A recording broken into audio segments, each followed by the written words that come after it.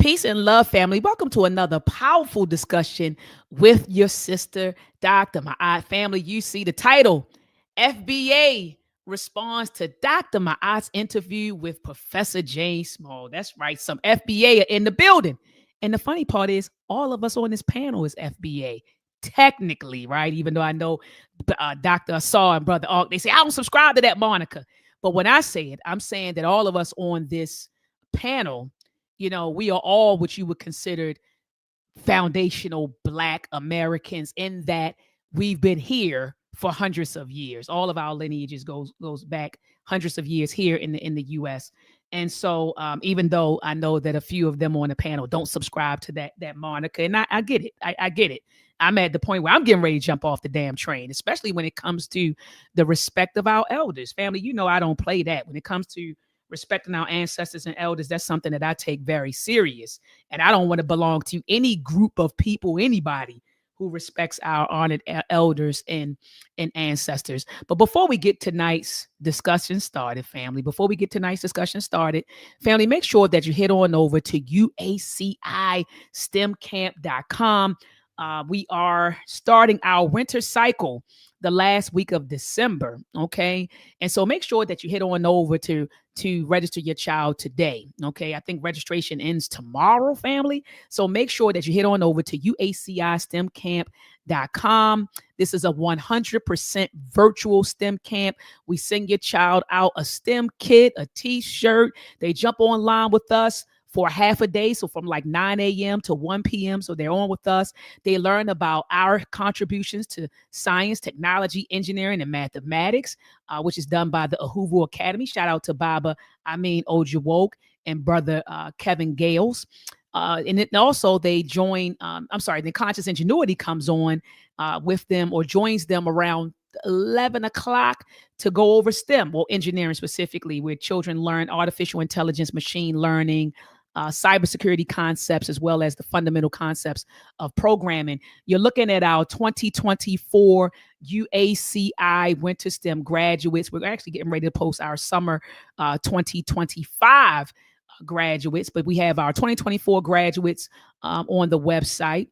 And you see our dedicated team of educators and engineers. And then also, family, if you scroll to the bottom of the screen, you can hear you'll see you can watch a video of the testimonies, all right, parental testimonies. So parents actually love this camp. It's for young kids between the ages of 8 to 17. So if your child is between 8 and 17 years old, make sure that during the Christmas break, during the winter break, that you keep them engaged in learning. Ashe. And then also, family, head on over to meltrek365.com to grab your Meltrek films. If you come over here and you click on the word film, it'll take you to 3 films that you can download right away. Meltrek Episode 1, Meltrek Episode 2, and Meltrek Episode 3. Meltrek Episode 1 teaches our babies that our history does not begin with slavery, but greatness. Meltrek Episode 2 teaches what I call real American history, right? So they learn about the indigenous people, not the fake pretendians, but the real indigenous people that were here in Americas prior to the arrival of Christopher Columbus. So they explore the mound builders, the mound building cultures. They go into Mesoamerica and they learn about the Olmecs, Aztecs, and the Incas. And they go into, Olmecs, Aztecs, and Mayans. Then they go into South Africa where they learn about the Incas. Meltrek Episode 3 teaches children about the origins of the transatlantic slave trade. So make sure that you come here, click on any one of these films. It'll take you right here to another page where you can download each and every one of those films. So family, I see you all in the building already. You coming in real fast. Family, look, man, brother Sincere Love to God. Yeah, shout out to brother Sincere Love to God. He saw the interview. He watched the interview with Professor James Small and brother Ankh and myself. And he inboxed me. He's like, look, sis, I saw the interview and I want to have a conversation about, what you said, because he said, you ain't say my name, but I knew you were talking about me. And he said, let's have the conversation. So I said, okay, cool. So we had a conversation, me, him, and Ankh, and decided to go public to talk about that conversation and the importance of us Black folks being able to resolve conflict in a healthy way. So he agreed to come on tonight and then talk about that. And we're also going to talk about some of the points that he made in the video when he was critiquing Professor James Small. But family, you know I got to bring up Brother Ankh first. Brother Ankh, what it do, Brother Ankh? What it do? Oh, what tangle where we weave when first we practice to deceive. What's good, family, man? I'm glad we here. Gonna be a great dialogue, great conversation, man. It's fun, man. I watched the two gentlemen's videos, and they funny guys, man. Funny guys. Funny guys, man. And but I appreciate them coming here because it's important for African Americans. What did I say earlier? What I called? I said, what was it? You said something crazy. FBAA, Foundational Black African Americans. Yeah, it's fun. Yeah, I got them, and I'm the leader. That's what we doing. Here we go, man. Let me bring up sincere love to God, man. Sincere love to God. What it do, brother? How you doing, brother? Peace. I'm in the building. How you doing? Hey, I'm doing fine. And let me bring up Dr. Asar Winkler. Peace and love to you, Dr. Asar. How are you? Blessings. I'm wonderful. Thanks for asking. Hope how you doing, Dr. Asar? I see you got the funny outfit on. That's what my man said. He said you the guy with the funny outfit on. Oh, that's what who said that? Who said that? Oh, my man right here to help, to back up. Funny. Okay. I know that. Hold on. Let me bring him up. Brother Dewan. Don't pay them no mind. They trying to start trouble already. Brother Dewan, don't pay them no mind. They trying to start trouble already. Peace and love to you, brother. How are you? Yeah, I see Fraggle Rock over there trying to throw shots, but hey, that's what happens when you got a Nerf gun. You got to keep shooting because nothing lands. Let's go. Y'all funny. But sincere, I want you to just kind of recap. I'm a defer to you, brother, and just to recap, what made you reach out? Remember, you inboxed me. You said, "Hey, we need to talk." And if you could just walk us back through what you were thinking, what you were feeling when you reached out, and then from your lens, what transpired when we talked on the telephone. Yes, indeed. So, like you said, I had a chance to watch the video that you did, what you guys did, the interview with Professor James Small. Now, just to give the whole chronological order of everything, I had spoke to Professor Smalls earlier that day, and we were discussing him appearing on my platform on Sincere Love to Godcast. And it was supposed to be the following day. So I think that was on a Sunday, and we were supposed to have our thing the following day on that Monday. And so, he was a little busy while I was on the phone with him. I think he was picking up his grandkids or something like that was going on. So he was like, yo, I'll talk to you a little bit later. We'll get all the details hashed out. Cool. So me and Nicey had our regular Sunday broadcast like we do.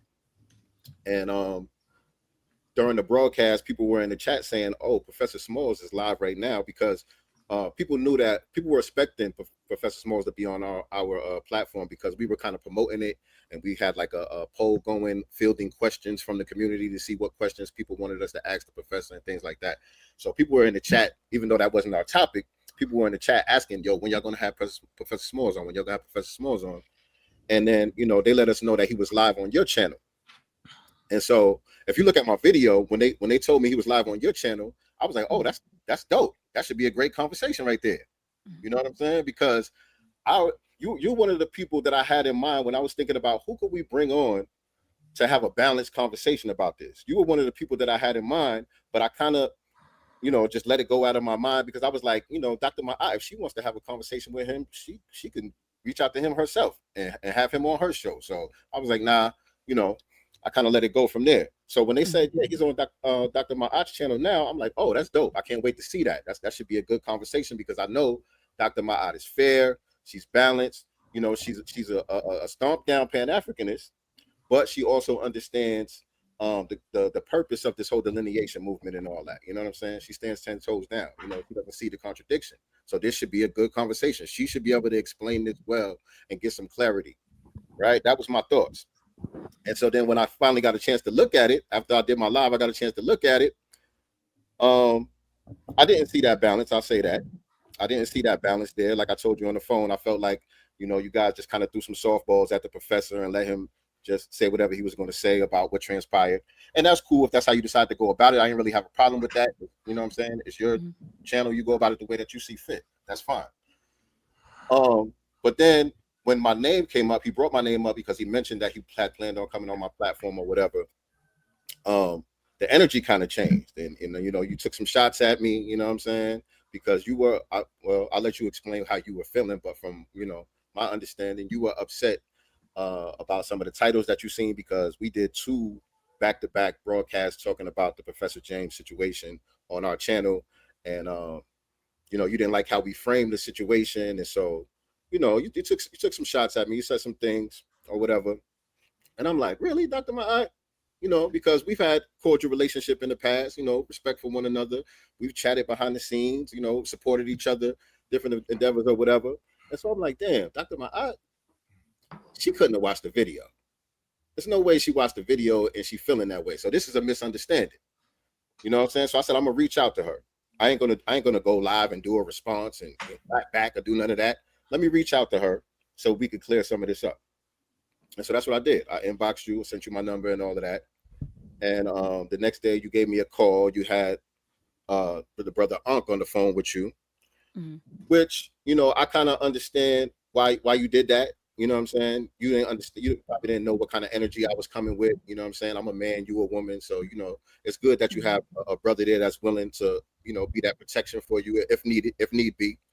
You know what I'm saying? But I also feel like while me and you were trying to have a constructive conversation, brother Unc, you was being very disruptive on the phone and trying to derail the conversation and kind of low-key trolling on the phone, which is weird to me. It's one thing, you know, to be a troll online, but we on the phone having a private conversation and you kind of trolling. You know, I thought that was weird. You know, to me, like I said, I understand why you was there in the first place, but I think once you seen that it was going to be a respectful dialogue, that you should have just kind of fell back at that point, because it wasn't about you. I wasn't there to address you about anything. I didn't have no issue with you about anything, but you kept kind of centering yourself, and that's how things kind of went on the phone. But at the end of the day, you know, it didn't go crazy left. You know what I'm saying? We still came to some type of understanding between me and you, Dr. Ma'at. We showed respect to one another. You acknowledged what you felt like you needed to own on your end. You know, I told you I can understand, you know, why you felt the way you felt based on the way I framed, you know, our videos and all of that. You know what I'm saying? But I also explained my full intentions and where I was coming from. And I encouraged you to actually watch the video so you could see for yourself that we actually showed respect. Even though we were critiquing the professor, we did it in the most respectful manner that, you know, I know how to do. And then, you know, you said, you know what, let's do a joint broadcast together and build on it. And so here we are. Okay. All right. And I think that what you just conveyed to the audience was pretty accurate. But a lot of you all, and I know that people say, oh, she didn't push back on what Professor James Small said. She didn't give him any pushback. Having him on, it wasn't about giving him pushback. It was about affording him the opportunity to give context and clarity to what he was saying. You know, it wasn't about me trying to debate him or challenge him. It was, hey, these videos are circulating around about you. These are clips, you know. So if you notice, and this is what I mean, and I'm not talking about anybody on this panel right now when I say this. A lot of times, and Dr. Asar will tell you, we have conversations about critical thinking and listening comprehension. And a lot of times a lot of our people, what ends up happening is we don't think. A lot of us, we struggle with thinking, let alone to critically think. And then we have very weak listening comprehension, right? And so anyone who was really listening to that will say, hey, you know, you would conclude that was my objective. I didn't say that that's what I was doing. But if you listen to my line of questioning, right? My line of questioning, and you actually understood it, then you would say, okay, this sister brought him on to bring clarity, to bring context. Here are some clips that are floating around about you. One clip is saying that you called Tariq a CIA agent. Another one is that you said FBA is a CIA operation. Another clip They have you talking about the African American identity. Another clip, they got you banging on continental Africans. What was going on? Give us some clarity. Give us some context surrounding these clips. So that was the whole objective of me bringing Professor James Small on the platform. It wasn't to debate him.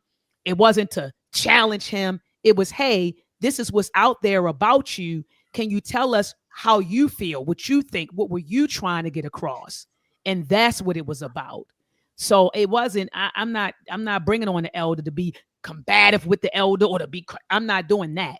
I'll bring the elder on, and the purpose of me bringing an elder on, or this particular elder, was for clarity and context. That was all it was. It wasn't to battle him in any way. I think the internet did enough of that, actually, over the past couple of days with the amount of videos that I saw circulating about Professor James Small. So I do agree with you that whatever, how you describe the conversation, that's exactly, how it went. Brother Unc, what are your thoughts? Can you weigh in on what you were thinking transpired when we were on the phone? Yeah, they call me Bobby Rage Beta. Here we go. Super troll. Because I'm thinking these two brothers' conversation, they trolling us the whole time. They got to be trolling. They got to be rage baiting us when they say that African Americans, right, ain't who they really is, and that indigenous black people was here first and didn't come from Africa. I'm thinking y'all trolling. So the conversation we had was very lighthearted and very fun. You just a little bit too serious, Sincere. You real serious, right? But at the end of the day, you should get more serious with your studies. It's not hard to figure out who African Americans are. So in that conversation, I'm only doing what y'all doing. I'm bringing the same energy everybody bringing me. So when y'all online making up stuff about who African Americans is, I'm saying they got to be trolling because it's a click away. Seriously. So that go for both of y'all. Y'all trolling us all day, every day. Every broadcast y'all do is filled with misinformation. Now, Doc, she like to play the game. I'm not doing none of that. I don't play the game. What do you mean by play the game? I'm saying like it's some like they out to get what they want to get. So I just like to get straight to it. What they want to get to is to prove the FBA is some kind of standard in academics and will give us clarity on who we are, and we better fight back. I'm saying that's nonsense. That has nothing to do with our friendships, how they're going to develop. But I just like to get straight to the point. You know what I'm saying? Sincere, listen, man, we cool, bro. This is just a conversation. When we was on the phone, bro, I was doing what I felt like I needed to do. You came off with the little tough guy energy a little bit to the sister, right? And now I understand that you're just a serious dude until it comes to them studies. But your conversation, you serious, you wasn't disrespectful. You was a little bit, you handled her a little bit rough for me. So that's why I came the way I came. That's all I'm saying, bro. So yeah, I like to have fun. My man in the bottom left, he really like to have fun. He said a lot of stuff. So my conversation today is going to be what you just said. I said though, didn't say that. I'm gonna go through the clips. I got y'all clipped up. I'm gonna speak through the clips. Okay. Yeah, Okay. that's what I'm at. And then let me say this. I don't know what you mean first and foremost about playing the game. That's the first thing. No, you do the right things. What I'm saying is, I don't know. Yeah, I don't know about that part. You talking about playing the game and all that. No. I'm saying everybody can't be an ad. Let me change the verbiage on that. I'm saying you're cordial. I am. And that's proper to do. I'm saying I'm not cordial. Once everybody done said everything out their mouth, after he didn't beat up James Smalls for an hour and a half, he did it respectfully, but he beat the brakes off of James Smalls. So I'm not going to sit here and act like he didn't do that. He did that. Well, I didn't never say that he didn't do it either. Right. So I'm just in that. I'm in that mode. I ain't yelling. I ain't screaming. And I just want to get straight to it because I heard both of y'all said I heard it. So I just all right, well, I want to say this though, but Brother Sincere, you said I owned it. Will you let the crowd know that you also own the fact that you put Professor James Small's image on a thumbnail and you put in quotes, FBA equals CIA operation. And you said initially you thought that you put a question mark. And I said, no, brother, you actually have his thumbnail. You have a thumbnail with his image in it. And in quotes, you have FBI equals CIA agent, as if that is a direct quote. And then you said, first you said, I thought it was a question. I said, no, it wasn't a question mark. Then you said, well, that was my interpretation of what he said. Could you explain that or elaborate on that? Right. So correct. You were talking about the thumbnail. I was talking about the title. So in the title, I posed it as a question. On the thumbnail, there's no question mark, and I do have it in quotations, which you're correct. It's not a direct quote. He didn't directly say FBA is CIA. He implied it in so many words, and so I had it in quotes, and so that wasn't right and exact to put it in quotes. It wasn't a verbatim quote from him, but that was my interpretation of what he said. Okay. All right, brother. Brother Dewan, what are your thoughts on everything? Because I did hear Brother Sincere said that you did a reaction video. And so what are your thoughts, brother, about just the conversation that was had? And so just share with us your thoughts, your feelings about it.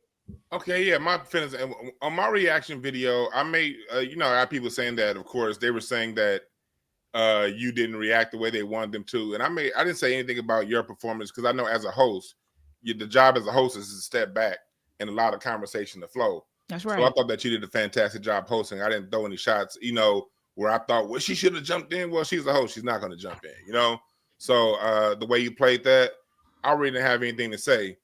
Basically, what I did have to say is like the brother right here, is a strong arguments. Like you just saw, even just now, in this intro, he's trying to say that I'm saying that we're not African, we're FBA instead. I said none of the sort. I said you got to trace your own genealogy and your own family lineage. There are people who come from Africa. There are people who are indigenous here. Everyone is telling the truth. But what happens is, like, my issue was during the reply, I was throwing in star arguments, post hoc ergo propter hoc fallacies. He was throwing in every fallacy you can throw in, and he's throwing a fallacy out there and saying, I'm going to talk about the fallacy, not what they said. And then the whole situation about us not being able to read, we don't know our history. I can literally name 15 ancestors by name that was here in 1668. So I don't, and the full genealogy and everything to go along with it. Pete, my ancestor John Smith, PG County, born in Prince George's County in 1640. So when I heard the straw arguments, that was more so my issue when it came to the FBA, because when it comes to FBA, look, I'm the kind of person, Tariq can defend himself. He do a great job defending himself. Always, he does. My job ain't to defend Tariq. My job is to stand up for who I am.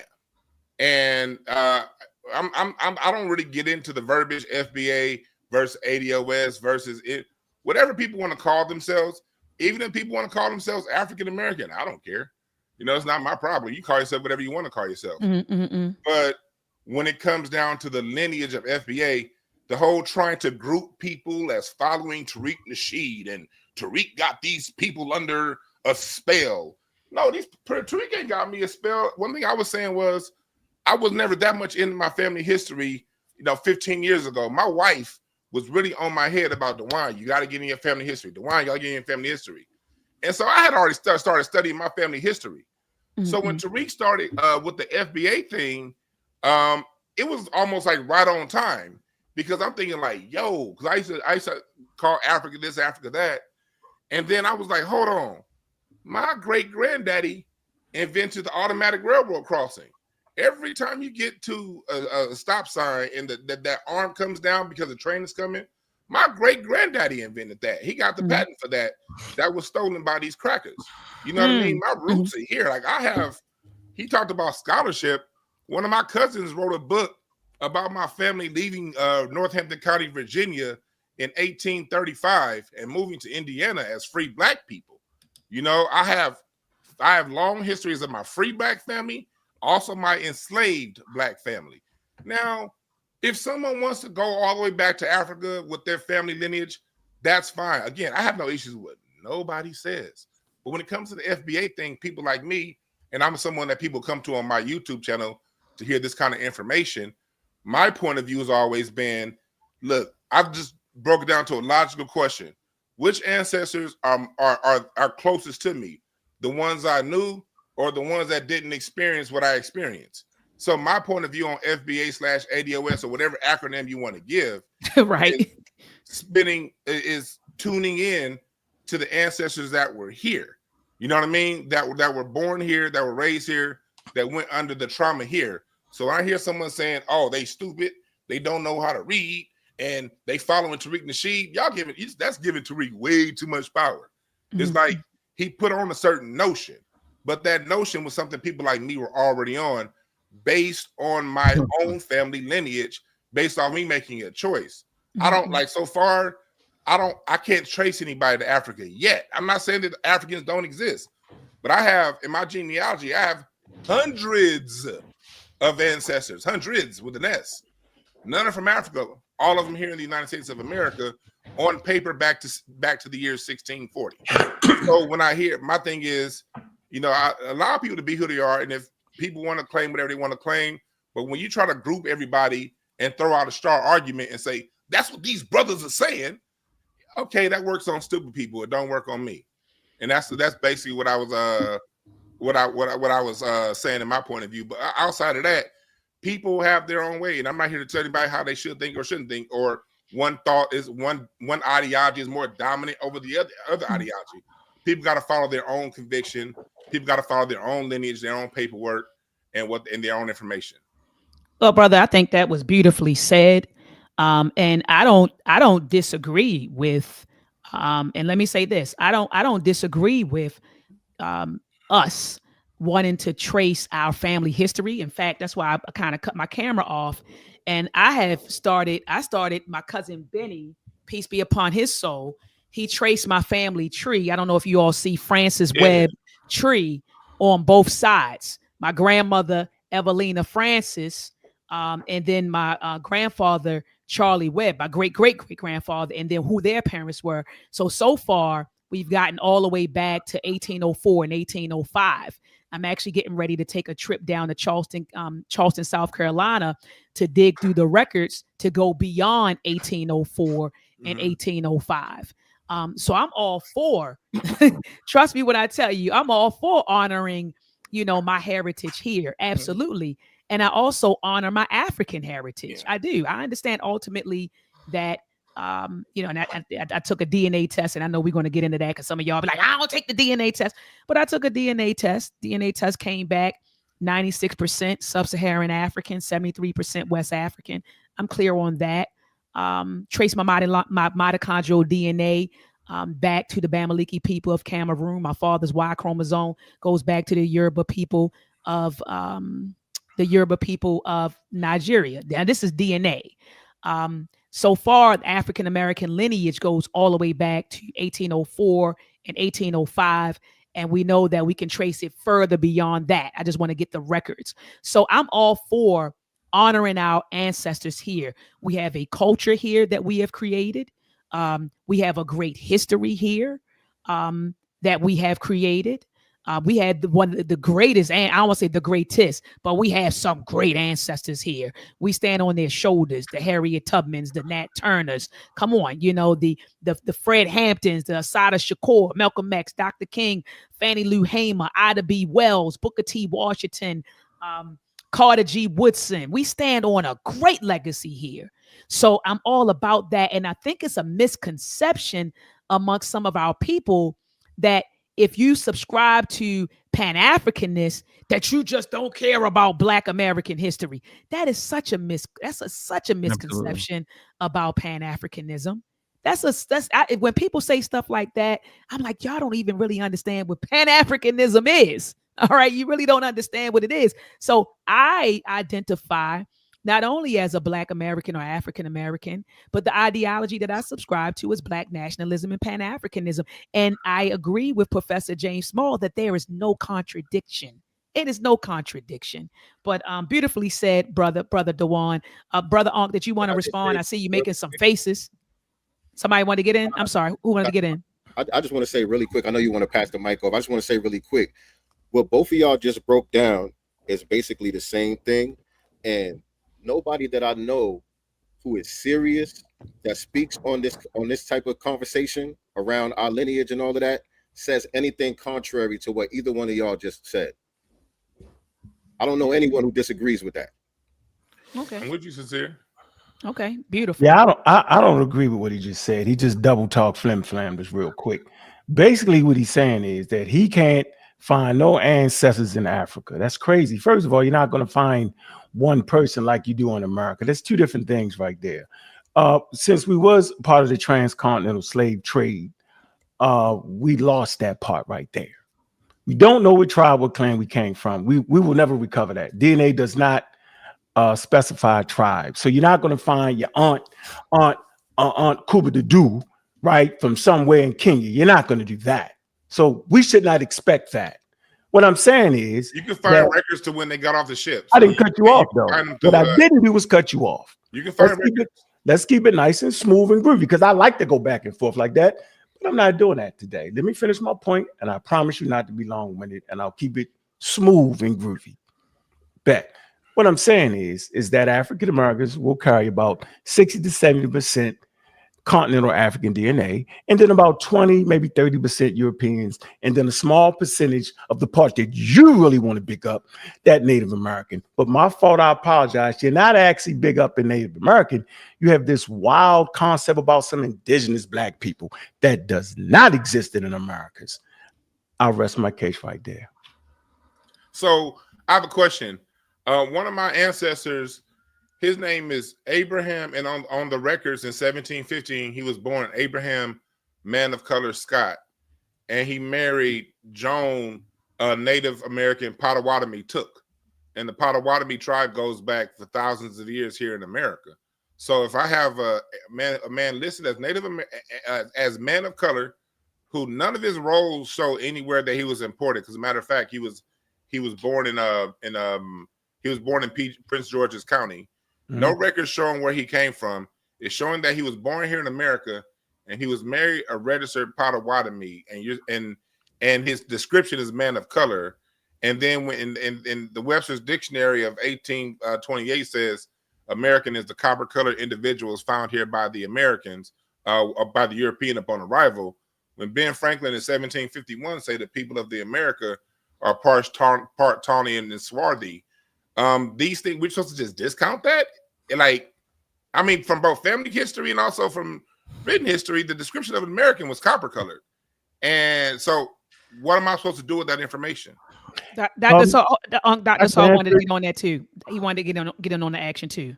No, I mean, I'm just wondering with that question. I mean, I think when we look at these things, we have to really look at what we're saying here. And I think Unc is right and exact. But I want to introduce some nuance, and I also want to introduce generalizations versus what is typical. So my question is, do you believe that is the norm, or that is the majority of the population, the people you call FBAs, that is their historical lineage, and they didn't have any type of African, let me say that most people didn't have African ancestry before now? First off, my question wasn't answered. No, I'm saying I'm asking you the question. I want to answer his question. I get your point. Real quick. So no, Africans that was brought from Africa did marry into some indigenous tribes. And you have every right to big up your 1.2% ancestor all day, every day. You can go ahead and dig up, you can big up the toenail. Go ahead. It's all good. Not mad at you. Hundreds. Your ancestry. Hundreds I'm just making a point. I'm trying to show you that the Negro married into some indigenous people family. And I'm saying you're well within your right to do that. You can big up that. But don't get it twisted as if I thought you was trying to say that particular guy was some kind of way. And see, when we hear copper in this space, we know that there's some flim-flammery going. The copper color, like that's full of nonsense right there. So when you say that, it's triggering. So my answer to you is that person that you're talking about married into an indigenous native population having absolutely nothing to do with indigenous Africans. That's what I'm saying. What I'm saying is, when I trace Abraham, man of color, Scott lineage back, I can tell you his parents was born here. I keep going back, and I see people born here in America during the time of the colonial period. No records showing anyone got off any kind of a slave ship. As a matter of fact, Francis, man of color, Scott was never even enslaved. He was a free man in 1715. And so That's why in my family I have so many records, because I have a half on my mom's side. I have so many people who were never enslaved. Now, I agree with you though. Yeah. Yeah, we all agree with you on that. But hold on, I want my question answered. I want you to answer my question. Do you believe that is the majority of people that call themselves FBA's lineage story? I believe that first. I tried, like I said before. I say everyone got to follow their own. But when I look, I'm answering your question. Yes, I do believe a lot of Black Americans have that story. I said majority. I said majority. I want to know if that's the norm. The majority. Less than 400,000 people were imported between 1619 and 1808. Less than 400,000 people were imported. So my opinion, yes, is yes. Most people actually have this story if they actually go back and look up their history. So you that's my opinion. I don't know. Okay, I can't say for sure. Okay, so you're under the opinion that most of us here was never on the African continent. I can't say. I didn't say never. Look, no. I'm asking real genuine questions here. No, I'm giving you a genuine answer. Yeah, I'm talking to the brother in the right hand corner. I'm giving you a genuine answer. There were 600. Like we've been Homo sapiens for over 150,000 years, probably longer than that, circumnavigating the globe. I'm sure at some point somebody lived in Africa. No, I don't know. There you go. We got him. There you go. Yeah, you're done with that thing. And that's where I delineate. You know, I delineate from that mindset. And what I also want to posit, just my opening is what mindset, Doc. Be clear. Can you clear that up? You said I delineate from the mindset. I'm coming, Doc. I'm coming. The mindset that FBA is not ideology. And FBA, to me, FBA is an identity. It is an identity with an ideology put behind it. And what do I mean? But I want really to think about this, because FBA is a subgroup of African American, because you can't separate it. It is a subgroup of African American who has a certain ideological understanding that they were here, all the things he believed, which is not scientifically supported.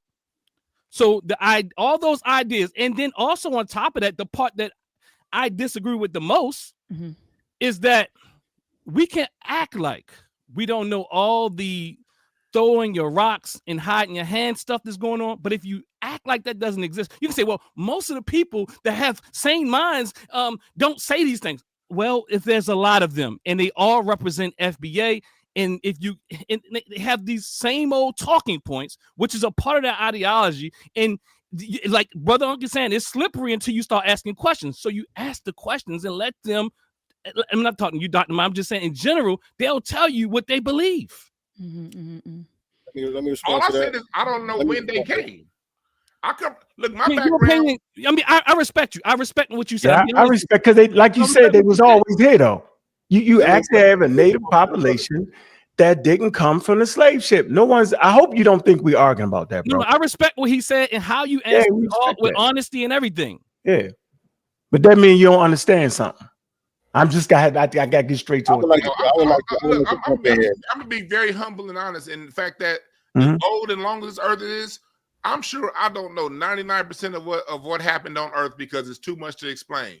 That's why I tell people that you have to go through your own genealogy, and you have to come at this from your point of view, because explaining what's out there, that will require 15,000 PhDs, and I ain't got one. I only got a BA. I ain't got a PA. I ain't got 10,000 PhDs. But I tell you this: during my music research history, the more I go into my research on our Black American music, the more I find common bonds with America than I do Africa. And I mean 20-1. Tell you that much. Yeah, I hear you. All right, can I jump in here? Please. Yeah, please do, sincere. I just want to say, because there's a lot of I guess contention around the idea of Black people being indigenous to the Americas. Right. And so I kind of want to throw that argument out. To me, that's a non sequitur. Whether Black people were indigenous or not has nothing to do with whether foundational Black Americans are unique lineage or not. Whether there were Black people, let's just say hypothetically that all the Black people here are only here because they came off of a slave ship at some point. Before the slave ships got here, there were no Black people here, and all of us, only reason why Black people are in America today is because of the transatlantic slave trade. Let's just say that that's a fact, right? We still had an ethnogenesis from then till now, where we became a new ethnic group, where we're not just the same culture, heritage, historical, you know what I'm saying, experience as the rest of the diaspora. We still are a unique group, a unique group unto ourselves, and that's all that we're saying when we say FBA. Now, you got some people who do the history and get into the indigenous part and all of that stuff, and that's fine. But I'm saying, regardless to that, we're still a unique ethnic group, and that's all that we're saying. And sincere love to God, I just want to say this: none of us on this panel disagree with us being a unique ethnic group with a unique culture and a unique history. So that we like nobody's on this platform is disagreeing with that. That's why I say y'all trolling. Because the experts say exactly what you just said. We are ethnogenesis. But that's you get my point, sincere? Sincere. I be thinking y'all be tripping because that's exactly what the scientific data says. That African Americans, right, have different signatures in their DNA than indigenous Africans. So you can take an indigenous African and take an African American, map their genome, and say that's the African American and that's the Nigerian. Just like that, easy work. So why would we, remember Doc, I said earlier, why would we even doing this? They got to be trolling me because I don't care what you call yourself. But when you get into the scientific studies and the pseudo-scientific history of something, that's when I gotta say, hold on, bro, because I'm charged with teaching a generation of African Americans, right? Scientific literacy. Ask about me. That's the leader right there, Dr. Oyamayat. We got a whole group, pseudo killers, dedicated to killing pseudoism. Y'all got in the radar, right? When y'all started the pseudo archaeological history. You know what I'm saying? Like, you jump out there with why don't you just say it? Did you really think that there's an indigenous black people? Just say it. That way, if you say it, we can figure out how much you off and we can fix it. No problem. This ain't thinking you know everything. I'm saying it's in the daggone literature for all, what I say, foundational Black African Americans. And I'm the leader. All right. I'm the leader. Right. Oh, here we go. It's there for all of us to have. I'm having fun though. I'm having fun, but come on, bro. It's right there for us, yo. To be clear, in my opinion, yes, I do believe that there were already black people here, but what I'm saying is that's neither here nor there. And if none of you all disagree with what I said, I don't see what the problem is. I agree with nuance. That's really all that anybody is saying. No, I agree with nuance. See, the problem is I have no issue with any of that, even your belief system. Whether or not it's scientifically accurate or not. If you want to believe that African Americans started here, have it. But my thing is there's other parts of the ideology. And we can't just throw it away like you said, dear brother. We can't just say throw it away. See, again, that's hot. That's hot in your hands and throwing rocks. Not necessarily you, because I do believe that sincere has some sincerity. And the reality. So, but what I'm saying is, there's other people out here, just like my dear brother, and I believe he's sincere in this conversation. What I'm saying is, we can't act like these stories aren't being narrated because they're trying to not just delineate, but to say we're not African at all. And there's nothing that you can do to prove that it goes against all scientific thought, all scientific evidence. It goes against everything. So everything that people say, even though you might not say it, they're saying it to build an argument. Nothing is being said that is not political. This is a socio-political movement. Put an address on that. Who says that? Who says what? Who says that none of us are African? We never ever been to Africa. There's too many people to say that, brother. I'll tell you who says that. I'll tell you who says that. Dane Calloway says it, and Dane Calloway feels the same way about FBA that you guys feel about FBA. Right. How about that? That's FBA, my homies. I can go call my homies out if I wanted to. But I'm saying you I heard Dougie Diamonds even. Let me call Dougie Diamonds out. All I'm saying is let me call Dougie Diamonds out. Dougie Diamonds says, look, my grandmother told me I'm from here. This argument happens all day. You know, my great aunt, she said we was here. Like, you got to tell me that you heard this. What I'm saying is Cherokee foolery. You have got to have heard this foolery. And what I'm saying is, the only problem I got is you're acting like you don't hear this stupidity. I And know if you act like you don't hear this stupidity, I start the question. We cannot act like, look, Tariq Nasheed, I'm not as kind to Tariq Nasheed because I understand he's a mastermind. And look, we can't act like Tariq Nasheed doesn't say these points and people are parroting it. I never heard Tariq say that. I never heard him say what? Never heard him say what? You guys, like, that's the part that's part of the reason why I was tripping on my show. I was like, Tariq and Dane Calloway don't get along. You guys don't get along with FBA, but Dane Calloway is the one that says we were never here. Like no, I'm telling Dane Calloway is. I'm saying, but he doesn't like the whole FBA.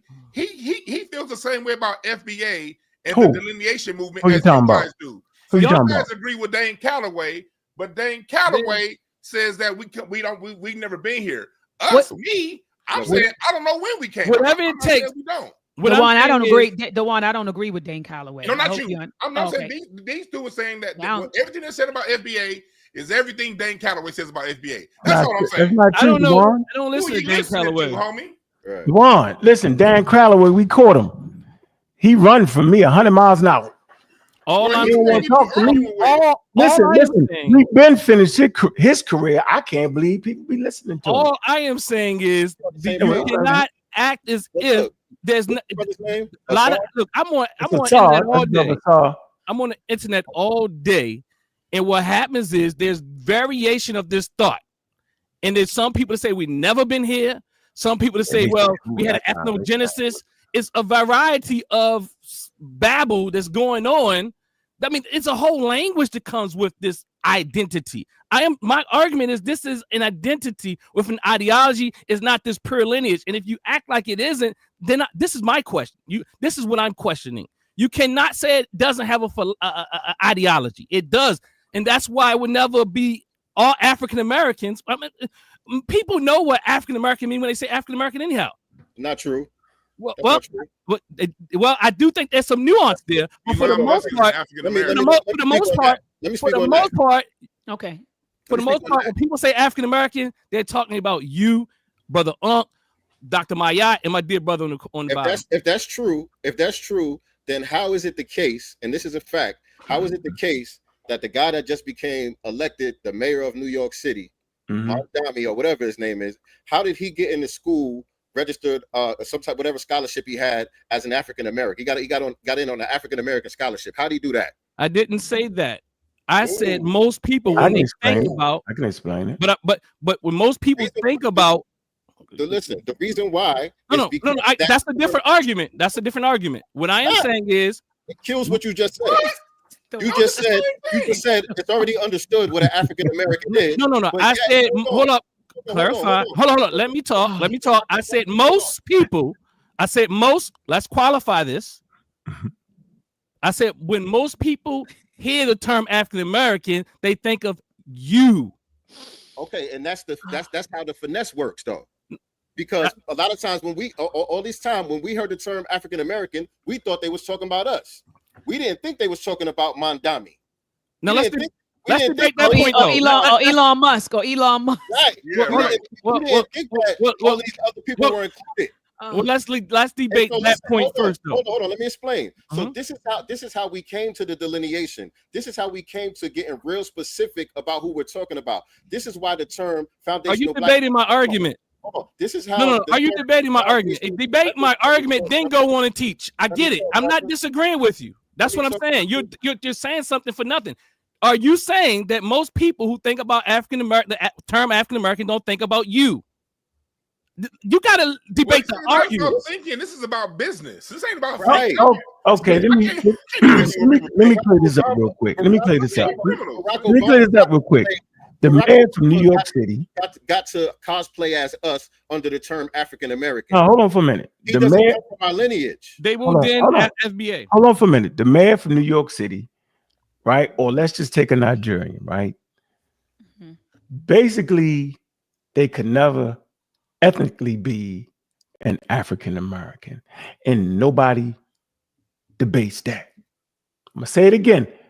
Ethnically, they do not have shared experiences, and they did not come by way of the slave trade. This is an academic document. This is in academics. So anybody that's going to give you reparations, they know this. Now, in a broad sense, second generation, right? If they so choose, right, they can consider themselves Nigerian American, Black American, or African American. But ethnically, I'm gonna say this it's got to be important. They can never be considered African Americans, and nobody's that crazy to consider them that. I think that's an important distinction here, and I never hear y'all say that. Let me ask you a question, based on what you just said. Are you Yeah, saying? I want to be clear that I'm understanding you correctly. Right. Are you saying if tomorrow they said, okay, we're going to give reparations to African Americans? That's right. Are you saying if they did that tomorrow, Right. then Babatunde wouldn't be qualified under that term right there? They're going to make you submit your DNA, and your DNA is going to. Everybody's DNA says the same thing. No, it's not. No, it's not. The way I get feelings. You cut me off. You cut me off. You're going to miss the beautiful thing right here. I'll go ahead. I want to hear this beautiful I thing. am telling you, if I had trillions of dollars to give African Americans, I don't give a damn who call themselves African Americans. I got the trillions of dollars. I'm going to use the available historical information, couple it with genetics, and that's how you will get paid. So you can run around here, really a Nigerian American, your second generation kids are we African American culture, hip hop. So what? Ethnically, you will never be an African American because your ancestors did not go through the transcontinental slave trade that put you in America. Your genetics say that you're from Nigeria. We can see it right here in the DNA. DNA talks and bullshit walk. That's why I said y'all be playing with us. Y'all fooling us, man. Hey, sincere, Go ahead, Dewan. Hey, sincere, look, and I get it, but here's the issue. Here's the issue. Here's the issue. You know we can actually do that, Dewan. Here's the issue. You ain't the one passing the money out. When it comes down to it, the government, right, people who will be in charge of this, you have to have it written in plain sight. Black people said that if we have the same conversation in 1967 and we hear the term minority or people of color, as of 1967, we the only minorities. We the only people of color. So of course that's coming to us. But we realized 2-3 generations later, minority meant white women were able to get it, midgets were able to get it, handicapped people, and anyone is back. So veterans, disability. When it comes down to it, all we're saying with delineation is we want it on paper because guess what? I ain't gonna be the one in control of handing out a damn thing. The people in control of handing things out, they know what it is. But every time in the past, going back to the civil rights movement of 1868, when they made benefits the 13, 14 to 50 men for black people, the Supreme Court said, oh, corporations can use it. Every time from 1868 to 1968 to right now, whenever they do something, if things are not spelled out in fine detail in that to the letter of the law, if it's just something that we all feel, we all think, what I would do, when it happens to that, the government comes in and be like, okay, yeah, that's what you do? Well, I'm not you. Come on, everybody else, and get some of these benefits. So you didn't hear what I was saying then? So you didn't understand what I said. Let me say it again. What you said. Don't flip it. No. So Dewan, what did he say? What did he say? No, Dewan didn't understand what I said. No, Because he said, if I we just heard you. The whole point I'm saying is it ain't about you. You don't have to say it again. We heard you. You asked me. No, I asked him to explain. Asked me again. What did he hear? Again? No, what did he hear from you? Because you said, Dewan, you don't understand. Yeah, he explained. I'm giving him an opportunity to say what he thought. Yeah, do it again, Dewan, so we can really get, because you're in a pickle right now. Go ahead. You said what I would do. We all know what an African American is. We all know that we have to go to the DNA. You said DNA, right? You said we have to go to the paperwork, right? One thing Sincere and people in FBA understand is that in order for the government to do it, you got to have that spelled out before it gets put into action. You got to specifically state who gets what. If there's any gray area, the people that's handing out the money, which are not you, they're going to take whatever caveat they can take to give to someone else. The reason why we have handicapped stalls is because that was civil rights money that was meant for black people. Title IX exists, women's athletics, because that was civil rights money meant for black people. But since it wasn't spelled out, since it was suggested minorities, people of color, when the federal money went to the states got, we learned from Dr. Carl Anderson, who wrote the bill, by the way, that the states got to choose who get the money. So since it was not specifically talked about the Negro, Black American who was here, since it was just a caveat, minority or people of colors, midgets, handicapped people, women, people from Nigeria, people from Tonga, people from across the world got what my grandparents fought for me. Like I said, you didn't understand what I said. Because I never said if it was me.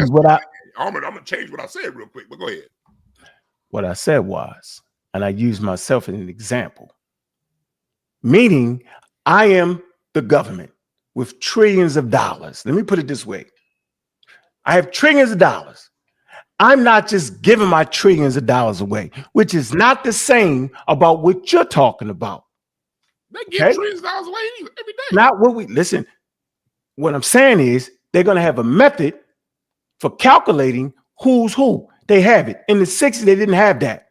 That's not the same conversation with minorities and women and all that. You conflating the two items. That's a whole different thing.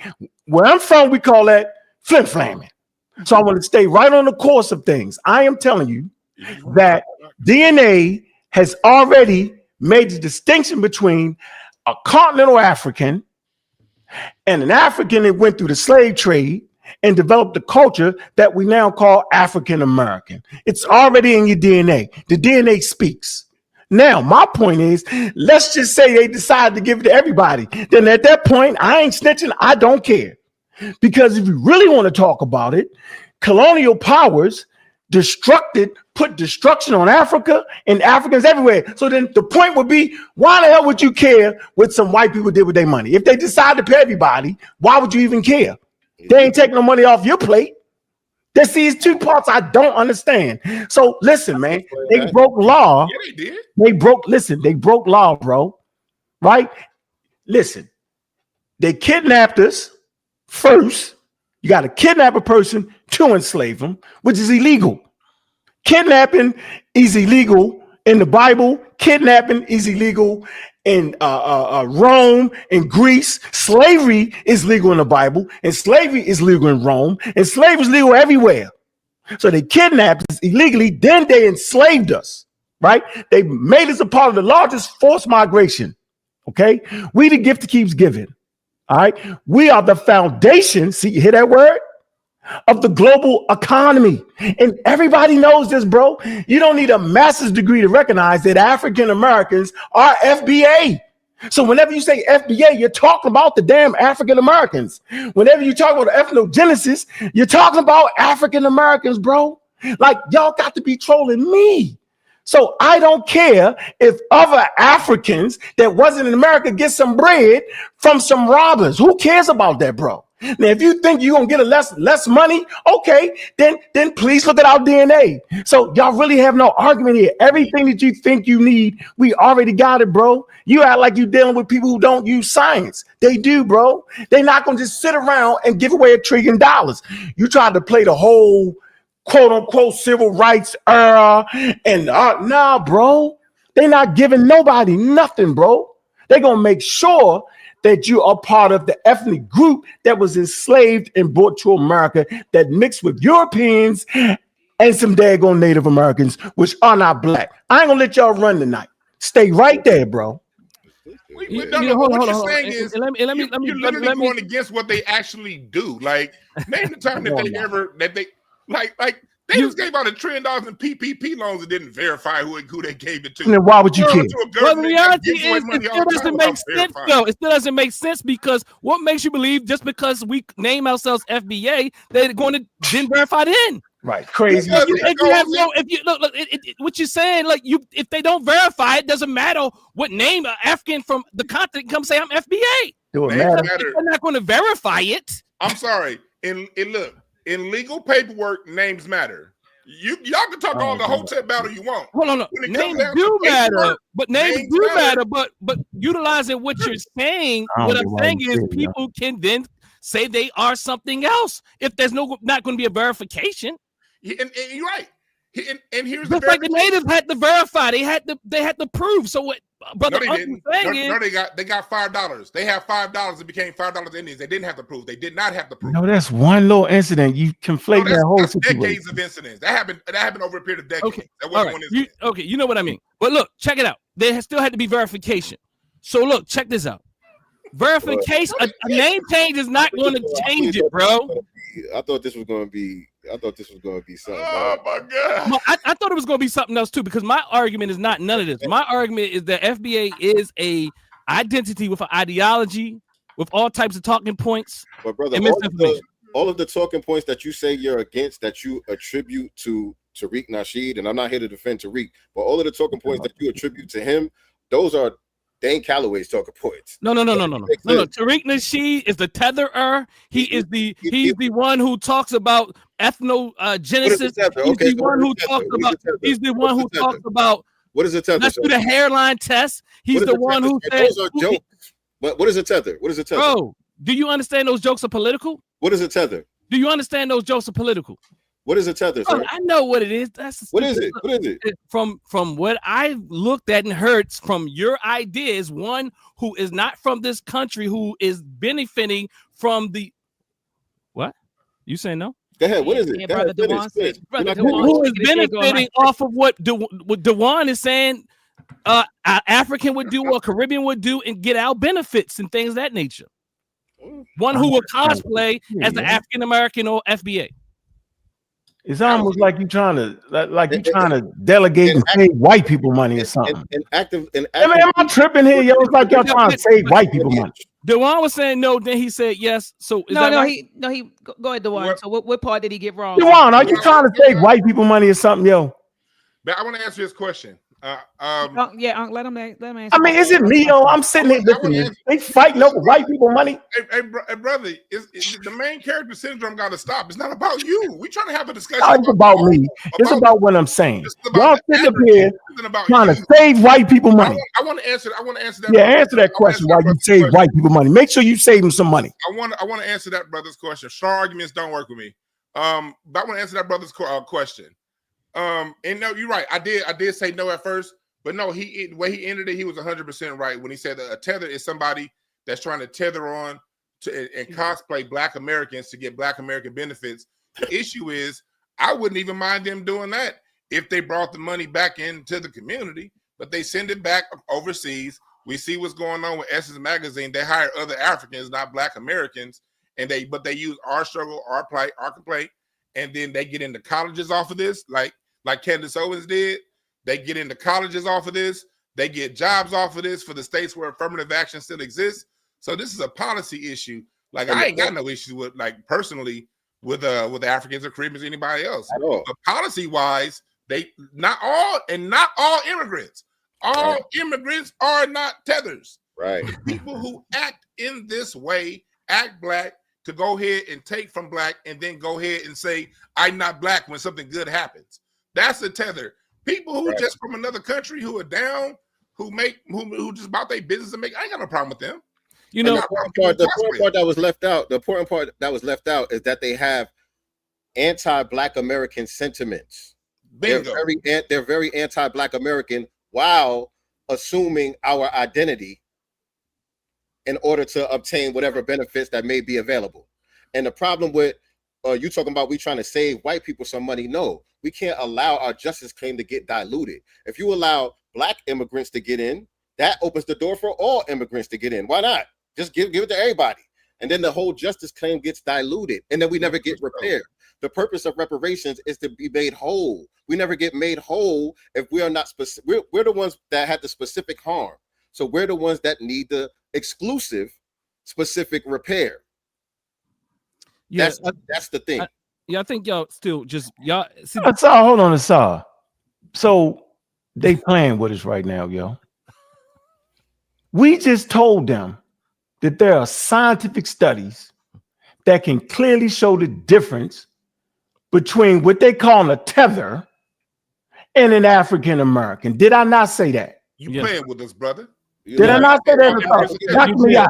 Dr. Miyai. Yeah, that's what you said. So then why is everybody ignoring the elephant in the damn room? You just lied. The elephant in the room, man. It's not a lie. I mean, all you gotta do is do your How DNA. they have truth? What he did was he used the term tether as if it applies to all non-FBA. But no, I wanted to have fun. Let me say this. These are the wrong two. These two brothers, I'll be honest with you, these two brothers are not the most of the FBA people you see out here. They are not.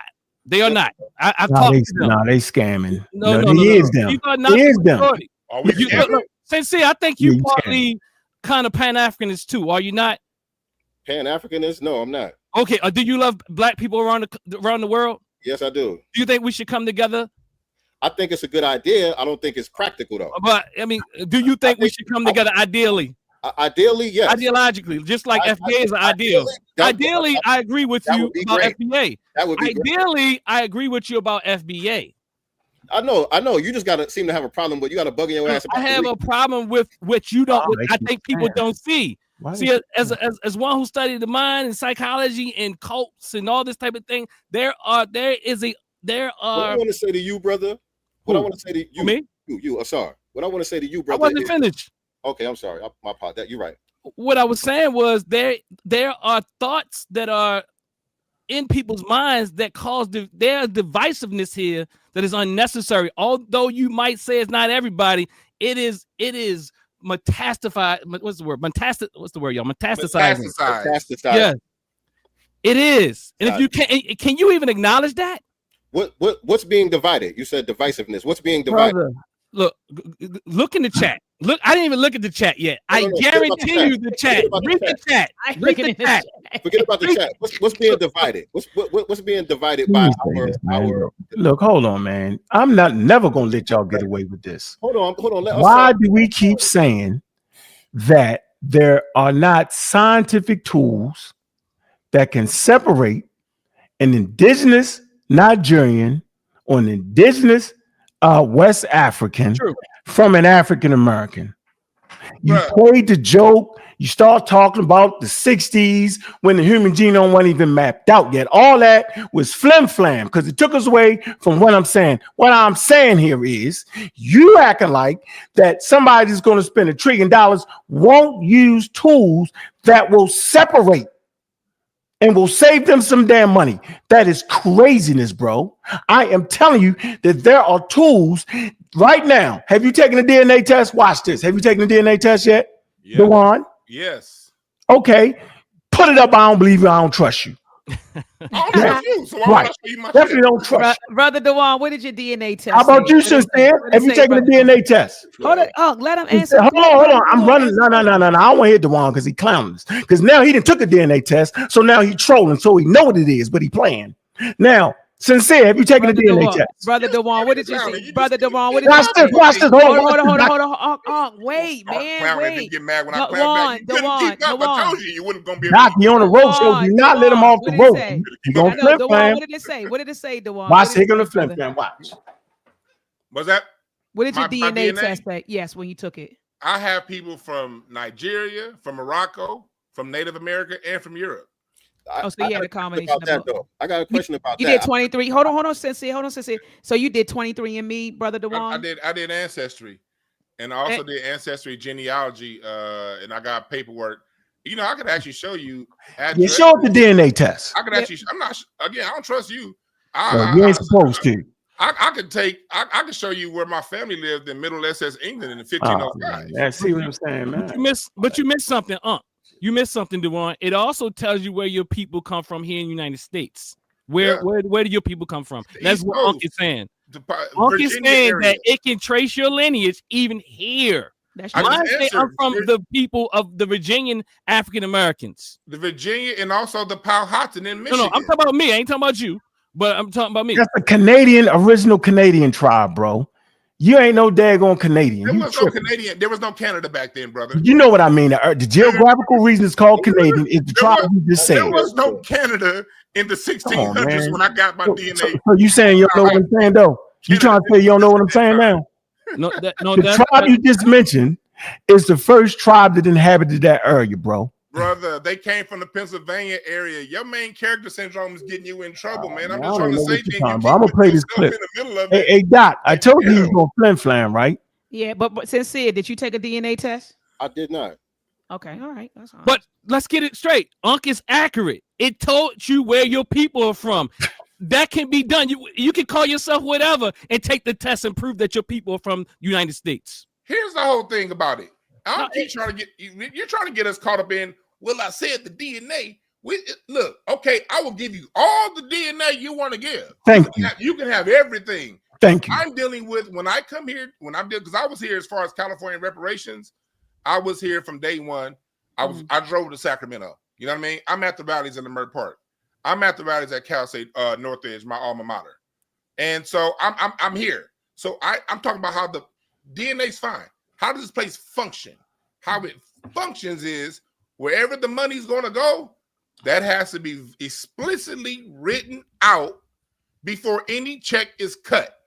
And when you, in the history of the United States, when you leave ambiguity when it comes to Black Americans, they find a way to send it everywhere but to us. And they've had a track record of doing this for well over 100 years, 170 years now.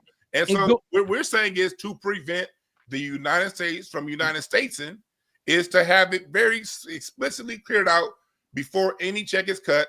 And how do you trace an FBA? You trace an FBA who can trace their lineage. First off, they have to currently identify as Black. And if they can trace their lineage to the 1870s, do all of that. most of us can, those will be the people allocated the money. Very simple. You can do all of that without even changing the name. You can write all that out. And that is why is y'all sitting around here playing, man? You can write all of that without sitting here playing with us, man. You can write all of that out. If y'all got trolling, clearly, you can write all. Can trolling you can write all of that out without changing your name? Can you share my screen, Doc? I'm tired of playing with you. Hold on. California, we did write it out without changing the name. Look, okay, that's what I'm saying. So, the name. Yeah, that is the thing. We're talking about FBA. Let me tell you what you're saying. This is what you're saying. You playing now. This is what you're saying. You said this. Now I'm clowning. Yeah, here you go. You can do all that without changing the name. This how I know it's all foolery. They can't defend this. You heard your brother say so that's you can do all of that step away from your name. Man, you gotta let me talk. Hey, you gotta let it. Yeah, Doctor. I'm sorry. He's talking to it. I'm playing in their own words. I'm tired of playing now. Know what everybody said. Nah, we ain't saying. I'll come right off your energy, pardon. He's sitting up here, no daggone well. Close it out with a statement. Here you go. This how I know it's all foolery. They can't defend this. So that's one thing y'all gonna have to step away from. Yeah, you may play with the word FBA. Listen to this. But I'd be damned if you ain't gonna step away from acting like the first people in America was Black people. That's one thing. We share my screen. He's saying that the first Black people in America. He's saying that it's pseudoscience, saying that the first Black people in America weren't Black. Well, who were they then? Are you gonna answer? Does this dude not know that Black people were across the planet from day one? Like, I stand by that. This book by David Imhotep is a good one. The First Americans are Africans. Not a good book. It's a lot of these good books you can get. Talk about Black folks in America. You know, you got Ivan Van Sertima. Dr. Clyde Winters, the world history of the Black race, and the Black that was all across the planet, and even on the back cover here in North America. You know, like it's a lot of places you can go. His whole point of view is Black Americans, Black people, dark-skinned people weren't here in America. This nigga really thinks the Indians was here, right? He really thinks the Indians are like Charleston Heston. Okay. All right, let me move to the next clip. I'm getting both of them at the same time. We're gonna sit here and play around. This is crazy. I'm not doing this, man. I ain't got time for this, man. I just said the same thing earlier. Nah, let me go to the next clip. Here goes sincere. Same nonsense. We went through a whole breeding process, y'all. Mind you, you know, even if you want to go with the story of we all was brought here on slave ships from Africa, we know that that's not true. We know that the majority of us was already here, and there was a small number of people that came to the United States of America off of Who was sent different places. Right. But the ones that came here, very small number. But even if we was to go with the popular false narrative that Black people are only here in America because we were brought here on slave ships. That's the popular false narrative. Even if we was to go with that, when you study the history, even after the transatlantic slave trade stopped, they were still breeding niggas over here. They had breeding farms over here. Right. Language was erased. Culture was erased. Your entire identity was erased from you. It wasn't. So you wiped the slate clean. So see now the dad gonna rub and hit the road. I don't feel like hearing all that. In your heart, and in your heart, both of y'all too, in your mind, right? You deny that your ancestors came from Africa. You said it right out your mouth. The supposed story of Black people. Let me finish, bro. I don't know. I don't understand I don't understand none of that. Let me finish my point. I don't understand because I know you misusing it. I don't trust your ability to apply that stuff right. I'm saying that these two individuals right here. First of all, I'm gonna make a call. We call it the litmus test. Do y'all brothers support vaccinations? That's a litmus test. Here comes another strong argument because you don't know. No. I just want to ask you a question. I want to see where you at. Dewan, do you support African American community getting vaccinated for their health and safety? Can we stick to, I asked you a question. No, I'm not going to go for that. Thank you. How about you, Sincere? You've answered. How about you, Sincere? Watch this. Sincere, you support the African American community getting vaccinated. It's a litmus test around here. It's a non sequitur, sir. So Dr. Miyat, we already know that we're dealing with some anti-scientific people. I know when I'm dealing with a strong Hey, Dr. Miyat, you hear my point, right? See, they running. Because if I didn't support vaccinations, I was like, hell no, I don't support that. But they running. And guess what? They're not going to tell us the truth. I had to force them clips in there so that we know that we're talking to two people that vividly disagree. Point blank. Now you calling for help, Dr. Miyat? She can't help you now, bro. Yeah. All right, let me. I do want to respond, brothers. I do want to respond to the clip. I'm gonna respond to the clip. I say now. Then when I start muting, why should you mute me out? Listen to what I'm saying, y'all. First of all, I'm laughing at Brother Dewan. Brother Dewan matches Onk's energy. They match each other energy, Dr. Assad. That's why I'm laughing at both of them. They both crack jokes. They both make faces. They both match each other's energy. But anyway, I wanted to say this. I just wanted to say this. Sincere, when you said the slate was wiped clean, brother, that you don't wipe. When people come from cultures and they go somewhere, you don't wipe the slate clean. You carry your culture with you. You carry your language with you. Facts. You carry your ways of living with you. So when you said they just wiped the slate clean as if we just was, you would actually agree there was this guy who went viral a while ago because he misrepresented the work of Dr. Joy DeGruy. And he said that, Black Americans, he was talking about us. He said, we're like Frankensteins. He said, white people put us together because when we got over here, we ain't have no culture. We were totally severed from Africa. That's not true, brother. That's not the way culture works. If I take you, Sincere Love to God, and I drop you off in Australia right now, right?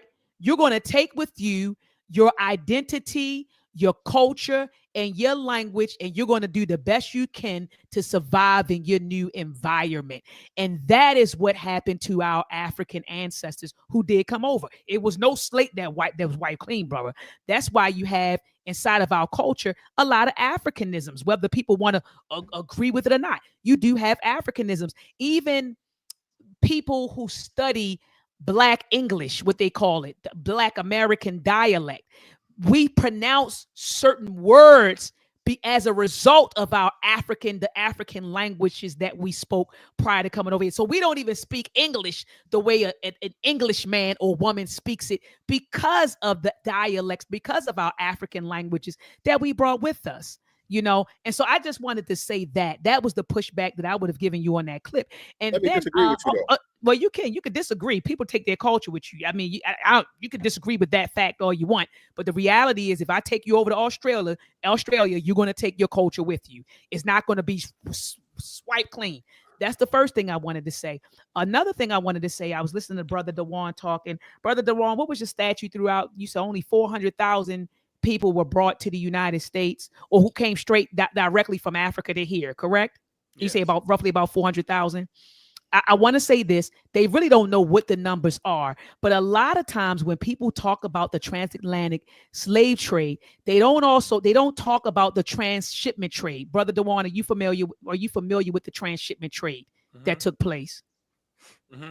Okay, so a lot of people would just say, "Oh, a lot of ships didn't go directly from Africa to the 13 colonies or to America." Yeah, a lot of people forget about the transshipment trade. There were a lot of ships that went directly from Africa to the Caribbean, and then from the Caribbean came to the United States. Yes. But people forget that part. They just focus on ships going from the United States or the 13 colonies back and forth to Africa. Ships rarely left the United States and went to the 13 colonies and went to Africa. Most of the enslaved Africans did come up through the Caribbean. If you go to Charleston, South Carolina, shout out to Brother Charles down there. He does wonderful tours. A lot of people from Barbados came in through South Carolina. A lot of people from South Carolina who came into the Carolinas, they come from Barbados. So I just want to put that out there, because a lot of people will, when they talk about the transatlantic slave trade, they fail to talk about the transshipment trade that took place. A lot of our ancestors came out of Jamaica, Barbados, St. Martinique, and also St. Dominic. But a lot of people don't talk about that part of the transatlantic slave trade. Go ahead, brother. I want to make one point with that. I agree with that, but another part that a huge omission that's left out is the intracontinental slave trade. Yeah. When the Louisiana Purchase happened, because before America was on a tobacco system during the 13 colonies on the East Coast, when the Louisiana Purchase happened and cotton and became king, you can find books like Up on These Shores, where you see hundreds of thousands of black people that were captured as prisoners of war, that were marched down from the Midwest. That Charleston, Carolina was a huge port to ship people around the Horn of Florida New Orleans to supply the new demand. Over 400,000 people came from the Carolinas, and we're talking about 1815, 1810, 1820. They were shipped around the Horn to North Carolina, to Louisiana. You also You also got people like Solomon. I'll give you an example. Solomon Northup. Yeah, Solomon Northup. Yeah. Solomon Northup. Yeah. Remember they made the story about him 12 years a slave. Yeah. You know he's talking about. He was one of thousands, because one of the major industries during that time for poor white people, the slave patrols, was to capture free people. Because one thing I found in my book, again written by my family, when my family moved to from North Carolina to Indiana, put it all the way up there. We want to see it. When they moved from Indiana to North Carolina from North Carolina to Indiana in 1835, what they did was they moved within Amish country, and the Amish protected them, because a major trade during that time was for these rednecks to go around and capture free natives, free black folks minding their own black ass business, capturing them and then selling them downriver to slavery. Oh yeah, that was a major industry. Yeah, that was a big. So I agree with you. You had the transshipment, and you also had the intercontinental. What point does that make? Let me ask you, Doc. Where did those people come from? Did he talk what point does that make, though? Oh yeah, Africa. No, I'm talking about where my family came from. I'm talking about Africa. They were African. Why is he running from that point? That's what I'm He's saying. not saying that. That point was to deflect and derail you from the real argument that we come from Africa. So you don't forget the fact, like, okay, so I brought up a fact. That's to derail you. No. Come on, bro. Listen. They were enslaved Africans. Did they come from Africa? Yes or no? They weren't enslaved. Like these. No, did they come from Africa? Huh? Did they come from Africa? No, this is the fact. No, they didn't. Right. See what I'm saying? He's talking about the free. He's talking about the free blacks that were re-enslaved and recaptured. I know their when names. I was talking about. No, where did the free blacks come from, Doc? Africa. They were here. No, see that? See, you double talk. You don't know their name. Yeah, he double talk. See, he double talk. Right now. I'm trying to put Drifting. Hold up. Yeah, we're gonna stay right. Hey, we're gonna keep them right there. We're not gonna move. I'm not moving off that point, brother. You scamming out intellectual real estate right now. You're sitting there co-signing that nonsense. You set out your mouth that Doc mentioned the intercontinental slave trade, all these words y'all was talking about, and we realized that they was actually, I don't give a damn if they was free, not free. They come from Africa. You say, no. Can you please explain to us where the hell they come from then? And why can you go back to your initial argument? You know my family, my brother, you prove it. No, man. See, come on. You can. Going back to what I was saying earlier, because I know brother talking about psychological stuff and all that. Well, my background, my minor was in cultural anthropology. And in cultural anthropology, when I went to go to my professors and say something comes from something, I have to give at least 5 points of reference of evidence, physical evidence, linguistic evidence. I gotta prove it. I can't just say this is what I feel. I gotta show it. And it's okay. I'm not here to argue that people didn't come from Africa at some time. I said I don't know when.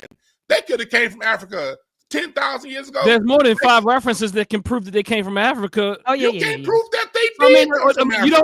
You don't have probably real strong references that can support what you're saying. Right? Why you keep don't doing know. that? Where's your evidence? No, you're trying to take about my family. Where's your evidence? No, I'm not talking about your family, bro. Brother, in America. Right, and Brother Dewan, as a cultural, you say your background is cultural anthropology. As for that background, no, he didn't do that. Let me ask you this. So, if that's your background, do you agree with Sincere's statement that when a people go somewhere else, that they are stripped of their identity and culture, and the slate is run the white clean? Scientifically, when a group of people have been on a new land for more than 3 generations, they're now part of that place, and they've developed something new. Who told you that? Because my mind is in cultural anthropology. That's what I've been studying the whole time. What I'm saying is this: I didn't course you with your psychology. Let me. So what I'm saying is this: because at the end of the day, culture is your response to your immediate environment. You develop culture to deal with your immediate environment. If you're in the jungle, you're gonna have a different culture than someone in the desert. And if you come from a jungle environment and you move to a desert environment, if you keep the jungle culture, you're not going to survive in the desert environment. It evolves. Culture evolves. I agree with that. But evolving is different from wiping the slate clean. No, I didn't say that's different. No. I know you didn't say that, Brother Dewan. That was her question. What I was saying was when people, and I answered it by saying when people are in a new location, a new geographic place, they become that within. Science says 2 generations. I like to say 3 to 4, but they say 2. So okay, whatever. That's splitting hairs. My family, I can count at least just on paper 18 generations in the United States of America. So when it comes to culture, the culture is something that my family went through a few different cultures here in the United States of America, and that's the most immediate culture, and that culture is in response to this environment. If I was still holding on to something from 10,000 years ago, you know what I'd be right now? Dead, because it wouldn't work for this environment. Not saying one culture is superior to the other. What I'm saying is what the Black American did during the Renaissance period 100 years ago was go through that, going back to Sincere's word, ethnogenesis, to develop this new culture that we have. And the evidence is this. And you could point to the music. What? Ethnogenesis. Ethnogenesis. You don't believe that. And don't tell me what I believe. You don't. So what I was saying, ethnogenesis. You have Africans come, if there was whatever ties exist, when Africans were to come here, we would have common bonds. Let me give you an example. In Black American music, we count on the 2 and the 4. 1, 2, 3, 4. That is something that's indigenous to the North American continent here. In Africa, when they count 1, 2, 3, 4. Or they count on the quarter note. 1, 2, 3, 4, 1. We don't even count the same when it comes to our music. We don't use the same scale. We don't use the same. The answer is no, bro. Look. You can do a lot. Get back to the 5,000 people that you talk about. What are you saying? You claim don't come from Africa. Disappear. It evolves. It mutates. Whatever word you want to use. Don't let them get off that point. Still vestiges of the culture does not go away. But go ahead, brother. I'm just saying. He made a point about some free people getting snatched up down the coast. Can you explain that again for us? Because we got you right there, and I don't want to move. What about them people that you claim wasn't coming from Africa, that we all know came from Africa? What about the free people you talked about? And it was what? And when was that? In the 1800s in Ohio. And what happened? Philadelphia. I mean, And what in happened? Pennsylvania. Rikers Island was literally created as a slave catching place. For who? 1822. Native American population or the population that came from Africa that had to get over here some kind of way? For the copper colored individuals that was here, what they would do is that's where okay, you did scholarship. Let's go into it. In Louisiana, to show that there were already dark-skinned people here, in order to buy yourself freedom in Louisiana, if you can get yourself freedom based off the texture of your hair, because they oftentimes couldn't tell the difference because the skin tone was the same. So they would look at the hair to decide whether one belongs enslaved or not enslaved. It's all kinds of nuance that went on. Prisoners of war, the Yamasee Wars, the Mississippian Wars. You have all kinds of stuff that happened on this land that's very deep and it goes back very far. But I tell you one thing. Who was it, brother? Who was it? Who was it? Answer question. Look, you go. I answered already. I said Mississippi Wars. I answered it. Unc said earlier, and he caught it because you said you said some slick stuff earlier. You said the Native Black Americans, right? So so you do say things in a way that kind of confuse people, throw people off. So who was it? Who were these people? That is his question, not the whole history lesson. The copper-colored individuals. Who are they? Who are they? Who are they? The copper-colored individuals that were discovered. There was no one people. There were hundreds of tribes here. What are y'all talking about? That don't got nothing to do with the African Americans, though. It's hundreds of tribes here. That don't got nothing to do with the FBA. It got nothing to do with the FBA. It does not. Here. It absolutely does not. Here. So let's change the conversation. Let's talk about the ethnogenesis. Doc, can you please explain to us what the ethnogenesis is, please? And I'm gonna share my screen because I'm tired of playing this wild ring around the rosy, acting like you don't understand what you're saying. You've been for so long, I'm saying you got energy. No, I don't got no energy for this. Not like this. And sincere, I'm sorry. Did you want to get something off? What do you have to say? Because you think that it was black people here already. We got you on that. But let me say this. Let me say this. There are some folks who think that, and I keep hearing dark skin, the skin color, the skin. A lot of that was happening, especially if you watched the first like 45 minutes of American Maroon. A lot of things, the dark skin, you see the skin, the skin. Dark skin does not equal us. Just because you see a dark skinned person, that does not mean it's you. Okay, right. It doesn't mean that it's you and your people. We gotta move beyond skin color, right? Mm-hmm. Because you got people that may share the same skin color as you, but they're not your kinfolk, And so I just want to put that out there because we see somebody with brown skin. Oh, that's us. We see somebody with woolly hair. That's us. No, it may not be you. Like I agree with that, but the way the system was set up here and in the U.S., they were going off of skin color. That's why the Pleckert dude was taking people from native tribes and reclassifying them as Negro. That's not what we're talking about, man. We're not talking about that. Yeah, I'm not talking about that. And they use that to I'm not saying that. I'm not saying that. That was happening though, right? Of course. They do whatever they want to do. And that was happening based off of skin color. So what they were saying is, you look like them niggas over there. You get over there. You belong with them niggas over there. And then we all got amalgamated into this new group that we're calling Foundational Black Americans. Yeah, let's do that's the ethnogenesis. But I still wanted to respond to Dr. Ma'at, the critique that you gave me earlier about the wiping the slate clean and all of that stuff, because there's nuance to that. Because I somewhat agree with you, but again, I believe that we have retained some of our African culturalisms here, or ancestral culture, whatever that is. Like, because like the one said, some people, his family. There's always going to be some retention there, yes. But what I'm saying is, like what the Juan B was just explaining is, and what you kind of agreed with is that evolution evolved. Your culture is not static. Your culture is not static. So we built a new culture here based on our environment, based on our circumstances, what we had to deal with in order to survive and thrive, not just to survive, but to thrive. Because we became a cultural superpower on the planet. Absolutely. Really look at it. Absolutely. You know what I'm saying? We don't just have a unique culture. We have the most influential culture on the planet. Absolutely. You know what I'm saying? Absolutely. But I just, when you said wipe the slate clean, that's when I looked at the clip. Totally I was like, clean. It's not totally clean. I looked agree at the with you. clip like, And he said, I and give he it to also you. said, But my point was to say that it's not just, your culture is not just static. It don't just stay the same forever, no matter Oh, what. that's cool. I I mean, mean, Africa for the rest of your life. It doesn't stay no, static. I'm not saying that. I'm not saying we I function don't got like a problem with Africa. we're not continental African on my Africans. heart. You know, I would never say that. But what I will say Yeah. is, to answer the question that I was asking earlier, I did hear you say most of us didn't come from there.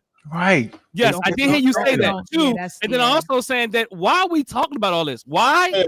Yeah, Hold on, let me finish.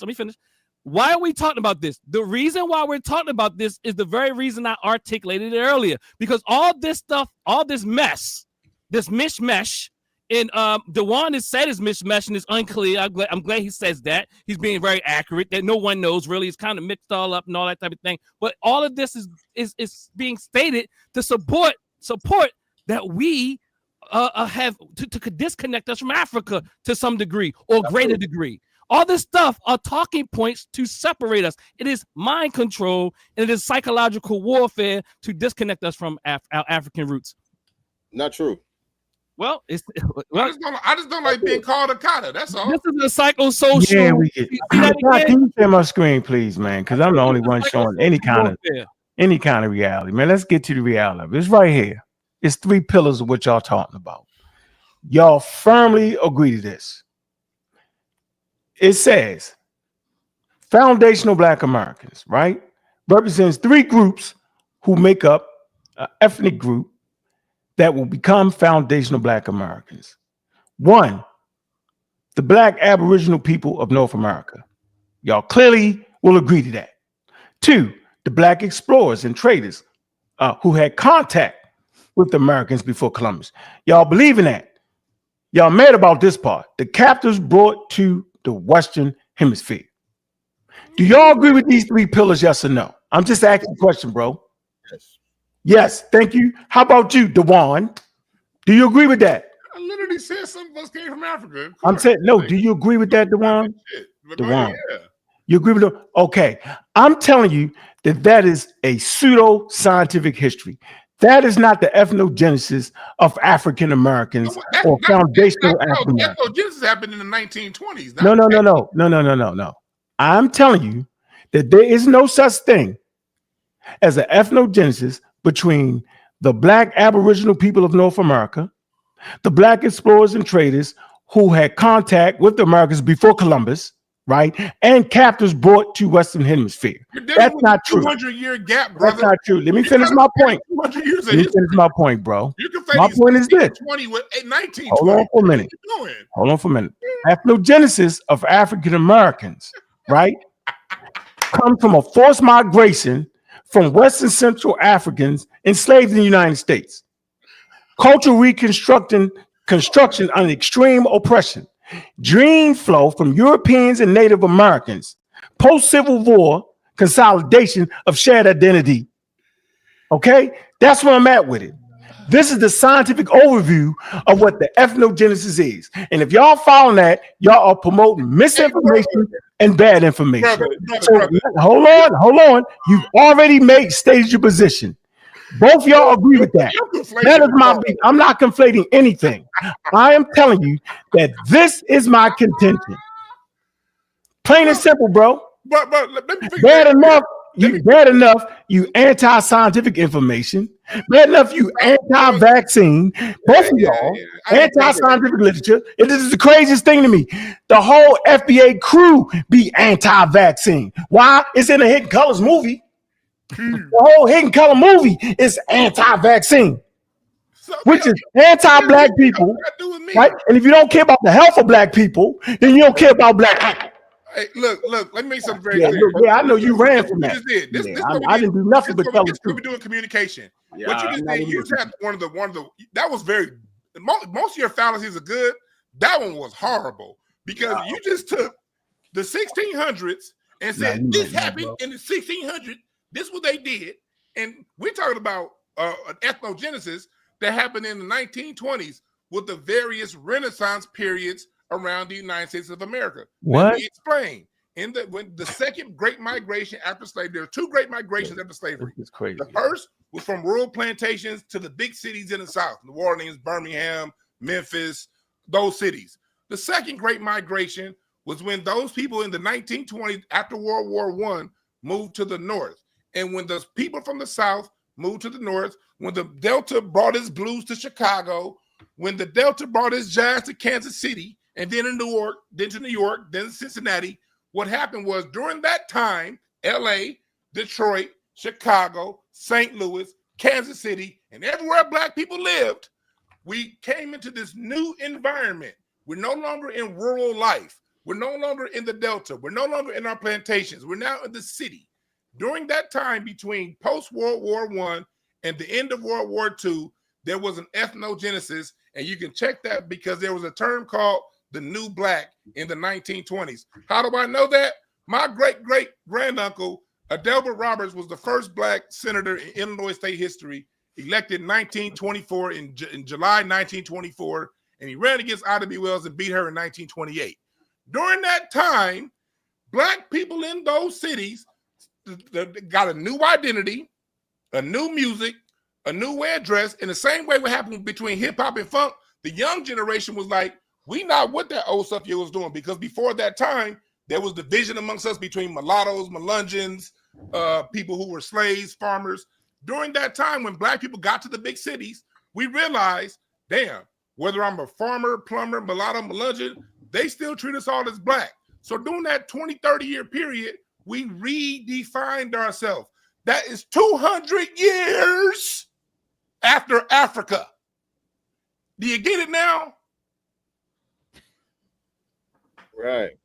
I'm telling you, the creolization started, early creolization started, the 1619 to the 1700s, bro. We can go down the whole time now. You playing with me. I don't even know why you playing with me. Ethnogenesis is specific. Man, listen, man, you slim slamming right now. Let him, hey, Dewan, let him rock out. Go ahead, brother. Go ahead, let him rock out. Let him rock out, brother Dewan. You playing with us. From the 16 to 19, from 1619 to the 1700s, early creolization occurred. The breakdown of African ethnic distinctions. From the 17 to 1800s, the majority of U.S. born population formation of shared culture and identity. From the 1800s to 1865, rapid cultural linguistics consolidation emerged of the core African American institutions. From 1865 to 1900, post-slavery nations building, African Americans became coherent national ethnic group. I am telling you, from the day that we stepped foot on the daggone landmass and started having sex with other people, that started the creolization process. Dewan, if you play this wild game with me, Dewan, you play with me. Don't play with me like this, bro. Correct on that. We still be having an intelligent dialect and an intelligent conversation, but yet you keep flim-flamming me, man. You telling me right now. He's accurate. I'm not even trying to. I know it don't got nothing to do because you think you're a black Indian or somebody. Yeah, he's accurate on that. From the day we stepped forward, yeah, it's crazy. It's been happening hundreds and hundreds of years. Yeah, not just during the early 1900s. No. When I get asked the questions, I want to be specific because time and place matters. When we talk about the ethnogenesis to where we all came together, because before that, you're right. You had some Africans here. You had some enslaved. You had some that weren't enslaved. You had some that was described as octoroons, some that was described as Melungeons, mulattoes, and all these different things. All that's true. In the 1800s, what we're saying is in the 1900s, 1920s on, all those different groups of black people, when they moved to urban environments, when they moved to the cities, they had a rebirth. That's why it's called a renaissance. They talk about the Harlem Renaissance, but the Renaissance happened in every major city that black people live. Like my dad was the Indians at Harlem, then, yo. Central Avenue had just as much jazz as the Cotton Club over in New York. What was going on in Cincinnati, what was going on in Detroit, Chicago. Black people in this new environment had to re-look at how we dealt with our current environment and learn the differences that we had. Again, what's the point, though? Look, bro. What is the point? See, this is what I'm saying. You're fighting, even though you might not admit it, you're fighting in all ways not to be African. That's all it boils down to be. It's all it is. I mean, I didn't zoned out. Your whole argument is that you're not African. I hear him. If you don't want to say it, you flim-flamming. First off, let me No. be very The clear. hard man is that not only are you not African, is that most of us in America is not African. It's the same thing that my dear brother Sincere said that he didn't say earlier, but he said it on the very video that put out there. What I'm saying is, y'all act like y'all wanted to know where these points came from that I was talking about, but put the footage in both of you said it. He did. What are y'all talking about? I don't want to be African. I don't care if you got an African on your arm. You just didn't put tattoo over top of it yet. You didn't get another tattoo to put over top of it yet. You don't want to be African. And I heard have a comedy son come on your show with all that slick talk. Look, I understand psychological warfare. He put out his degree, all our little degrees. I can put out all these little mentioned the degree first. No. You mentioned. I've seen your show. Your show, you always talk about that degree. Cultural anthropology. I didn't mention a degree. I mentioned my background. Man, ain't pulling no capture. Hold on. Hey, Devon, you didn't show us nothing with cultural anthropology, bro. You didn't. I know you I scammed. my minors in cultural I don't believe you because you wouldn't do this. Man, you just don't want to be African. Just say it. I want to hear from Sincere. Sincere, what you got? And all these ideologies, is it by happenstance that both of y'all believe that people? This is the ideology that I'm talking about. Is it by happenstance that both of you believe that most people here that look like us did not come from Africa? Is that by happenstance, or is that a part of the Tariq Nasheedian ideology? Asar, are you under the impression that somebody is afraid of you? Right. No, I don't. No. Because listen, because the reason why I asked that is because people only lie when they're afraid of somebody. They're afraid of somebody. No. Let me tell you what you're afraid of, though. Let me tell you what you're afraid of. You're afraid of Africans. You're afraid of Caribbeans. You're afraid of them coming to take the stuff that you'll never get the way you're trying to get it. You're afraid they're going to take your reparations. You're afraid of Africans, Caribbeans, all Africans that are not from the United States. The one you look good, brother. You already got Dr. Saul pissed. I don't care if you're scared of me. But you don't need to be scared of me. That's no reason. I love you, brother. I love my brothers, but you are lost. I got called TDJ. Y'all didn't make Dr. Saul. Y'all didn't got the. Hold on, now I'm getting mad. Psychological tricks. I know what you want, Asar. I know what you want. No, I know what you want. I just y'all found it out. Y'all done got the good doctor upset now. You are just dying for Tariq Nasheed to make a cartoon out of you. You would be a good cartoon. It doesn't matter. He can make me famous. Make me famous. Make me famous. Look, put him on the cartoon, Tariq. Don't cartoon, my man. To make a cartoon, and that is your leader. That is your leader. He just green lighted for the cartoon, Dewan. You ain't right about that, Sincere. Hey, they gonna have you in the cartoon looking wow. You know you're good at that. Omar, they gonna have him. Hey, Tariq. Hey, man, don't put me on the cartoon. What would be his name in the cartoon? Tariq Nasheed to make a meme out of me, and I'm supposed to take him and you serious. No, I'm the one. I ain't fooling. Guess what? But sincere. I still think you sincere. Honestly, I'm be honest with you. I still think you sincere, but I hear you. Let that man talk. Yo, get that man. We're gonna hear you. Go ahead, Sincere. Look, the title of this broadcast. All right, go. Let's get to it. The title of this broadcast here says FBA response to Dr. Ma'at's interview with Professor James Small. We have not done that at all. All right, well, let's do that for the last 10 minutes. We're gonna get ready to close out. We're gonna do it for 10 minutes. I'm sorry. We're gonna do 10 minutes. This whole conversation. This is exactly what I didn't want to happen at all. Like this whole back and forth about what you think about Pan-Africanism, FBA, and all that. People could be whatever they want to be and think whatever they want to think. It's fine. I don't go around attacking people's channels that make Pan-African content. If that's what you want to do, that's fine. I don't make content trying to dispute what you're saying or none of that. You know what I'm saying? If you think something is a dirty glass, just put a clean glass next to it. That's all you got to do. Now, Sincere, you do say, Sincere, you do take shots at Pan-Africanism. You do. All the time. Sincere, come on, I've heard you, brother. We got to be truthful now, man. You do. Oh, it's outdated. It don't work. I mean, you say I give my opinion about it. I give my opinion. I give my opinion about it when we having those type of discussions. But what I'm talking about is I don't go around to Pan-African creators channels and be all up in their chat room and doing responses to all their videos and, you know, being upset about what they're doing. I don't care what y'all doing. I don't care. That's what FBAs do, though. Doesn't matter. That's FBAs do that better than any Pan-Africans. We like the first people who are Pan-African or adjacent that really have taken this up. I want to say, Unc and Asar, you guys, to me, it seems like y'all really want, y'all really want the attention from Tariq Nasheed, but his spaces are open every night.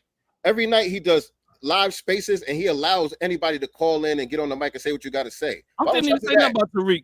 I understand why you keep that go from Dewan, who says something foul out of his mouth. I definitely let you get away with that, Dewan. That's the only reason why we're hold on for a minute, bro. Hold on. We're not talking about the topic. That's why we're not talking about the topic. No, we're not talking about the topic because we actually was talking about the topic. We never talked about the topic. Yes, we did. We did at the beginning for like. And I didn't talk about Tariq much either. I'm talking about the ideology. I had not even mentioned Tariq's name, bro. And I'm talking about the ideology that comes from Tariq. Right. I'm saying I don't care about Tariq in his pseudo-mentaries. In his wild almost museum. I don't care about that, bro. See? It's the truth. Okay. It's not a curated museum. And he never said he was going to have a curated museum. Since I'm talking about Tariq, so let me talk about Tariq. I ain't running from Tariq. He got a 9-part pseudo-mentary based off of an inaccurate history about African Americans in America. And I'm going to stand on that. None of these videos are curated with proper information. He promotes anti-vaccines, which is harmful to the African American community or the FBA community. It's harmful to us to give us bad medical advice. No matter what y'all say, no matter who don't agree. So y'all can sit up there and think that's cool. It's actually not. To put us behind the 8 ball. To misinform us, to act like it's an ethnogenesis, then Dewan play the flim-flam for 35 minutes and get everybody lost. Just realize we back in that point again. Are you trying to say that there's an indigenous black people that was already in America to which y'all seem to align with more? I'm gonna tell you what you're doing, y'all culture vultures. Y'all stealing somebody else's culture. And stealing somebody else's culture based off of not understanding this simple thing right here. Put this up. And then we get to it. This is it. I got a video on my channel. Over this straw right here. I got a video on my channel. Hold on, Sincere. Do you know what you're looking at right here, Sincere? Hold on a second. I got a video on my channel that's titled "Are FBA Still African?" I don't have to lie to y'all about where I stand. If anybody wants to know what I said about that, there's a video called "Are FBA Still African?" And there's another one with Nipsey Hussle on there. I think Nipsey Hussle, FBA still African. I mean, why would you say that though? Because y'all trying to say that I'm saying something that I'm not saying, and I got years old videos explaining exactly what I'm saying. I know. What am I trying to say? Get up here and lie and try. What are you saying? Because I don't think that FBA is still African. I say that FBA are African Americans with ancestry that comes directly from Africa through the transcontinental slave trade. Okay, with small percentages of Native American and about 20 to 30% of Europeans. That's what I say. We have a whole different culture. We're some of the greatest people to walk on earth, right? And I'm saying our DNA tells the story. So we don't got to fight back and forth with pseudo information. That's my whole point. I said I'm FBAA, Foundational Black African American. I said it. I'm not married. Whenever y'all say FBA, you talking about the African Americans. We are the foundation that built colonial powers. Modern times, they built the world. The global economy was based off of us and our grandmothers and our great-great-grandmothers. We the gift that keeps giving. We lead the world in STEM for the first 2 million years. So I can go back where the gift is still given, and I can come all the way up to now, modern times. So we don't really got no issue. I'm just saying, stop making that shit up, man. That's all I'm saying. We can get straight to it. Show this map right here. Do you know what you're looking at? Dewan, do you know what you're looking at? How about you, Sincere? Nah, I probably got to call my son, and he know that shit better than me. Yes, sir. I not know what that is. What? Right. So listen, is that Atlantis? I don't know what that is. Teach me, sir. Tell you funny. This is simple. This is what we understand when we teach. This is simply a skin color map, right? The darker shades are more closer to the equator. So what you can see here, right? If you come to Mesoamerica, North America, and South America, you can clearly see these dark areas will have people that will have dark to brown skin. Simple as that, bro. What's the source of the map? Penn State. Okay, great. Gina Nablowski. What year? Nablowski. What year are they talking about? No, this would be the indigenous skin color map. What point are you making?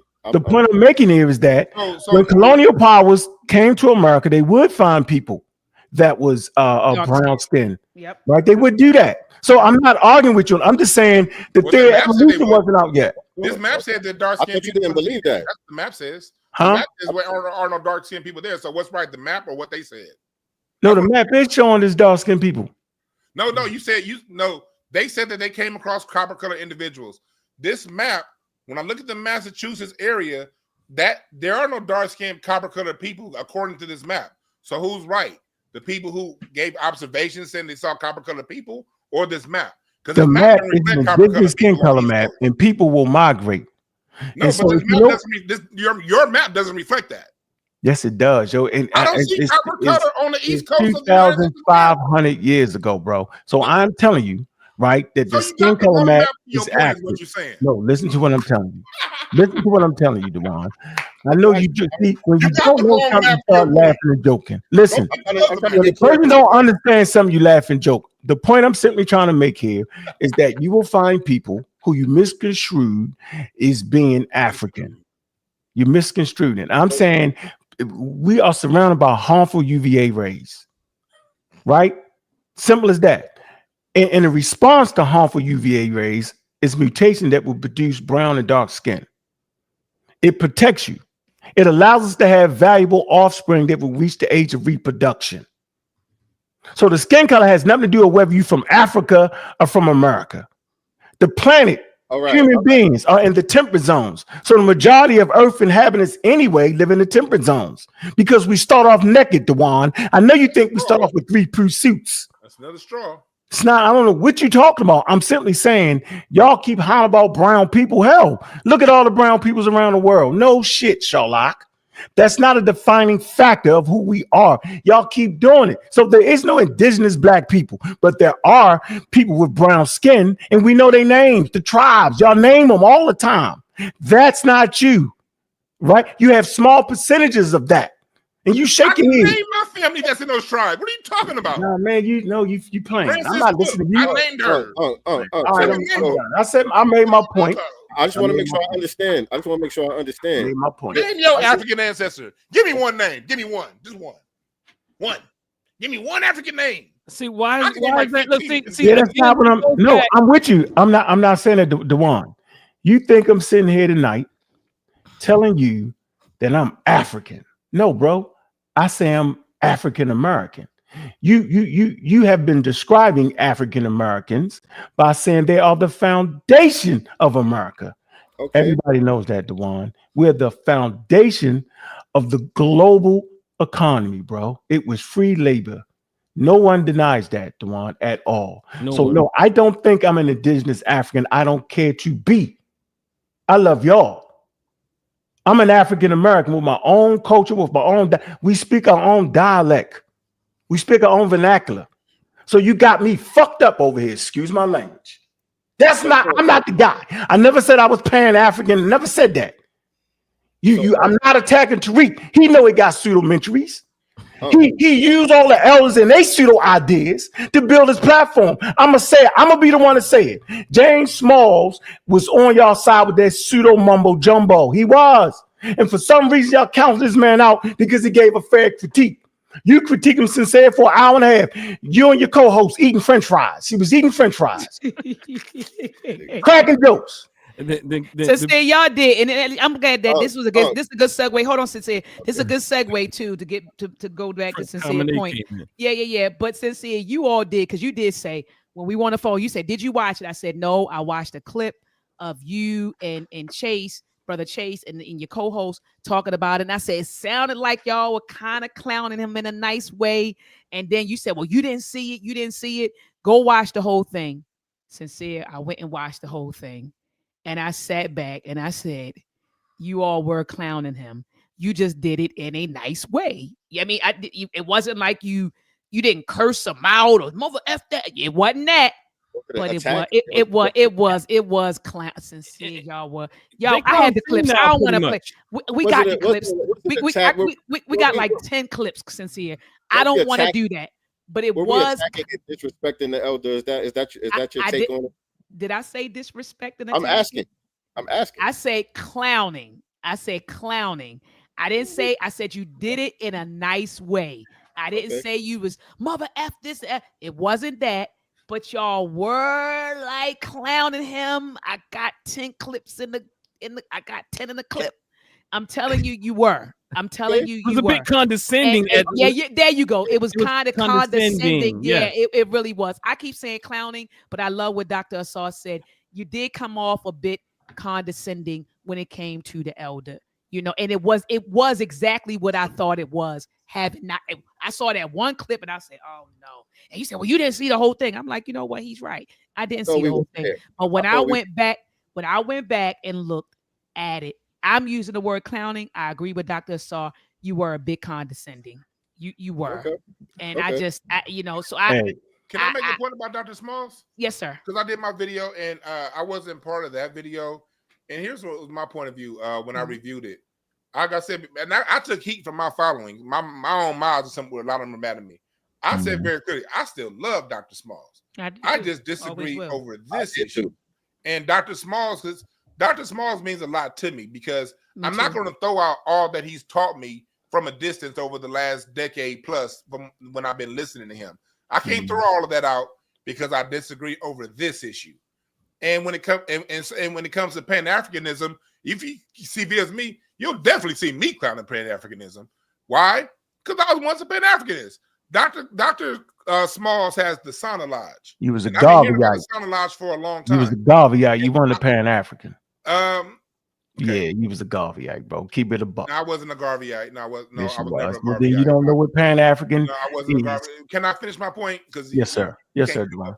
I just want to be like you for a minute. That's all. But so I love Dr. Smalls. When he came to his Sauna Lodge, I remember when he needed, it was some issues going on where he asked for donations in 2018. I donated. Hell, I gave hundreds of my pandemic money. When the pandemic happened, he went on Brother Rich's show and he talked about some of the issues because of the pandemic. I donated. I've always been someone since the 90s that believed in the Pan-African ideology.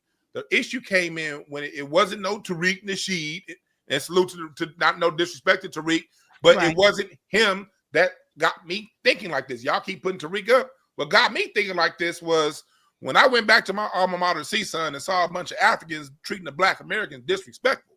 When I saw what was going on with my cousins down at Howard University, where the Africans was treating them, then I started dealing with a lot of stuff. I said, you know what? These people don't respect us. And nor do they not respect us, they don't reciprocate. Any relationship requires reciprocation.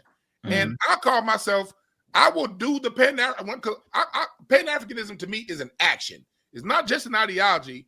It's taking the time, it's spending your money, it's spending your time to really give resources and to take resources. The issue is this. It hasn't been reciprocal. So since Pan-Africanism, since on the other side, what I dealt with in my experience, especially in music, being a music historian, I'm hearing everybody say hip-hop is Jamaican and Latino and all this other stuff. I'm like, hold on, for a while, I may need to pause this until there's respect and reciprocity. Those are the two things that Pan-Africanism requires that we haven't gotten to this point.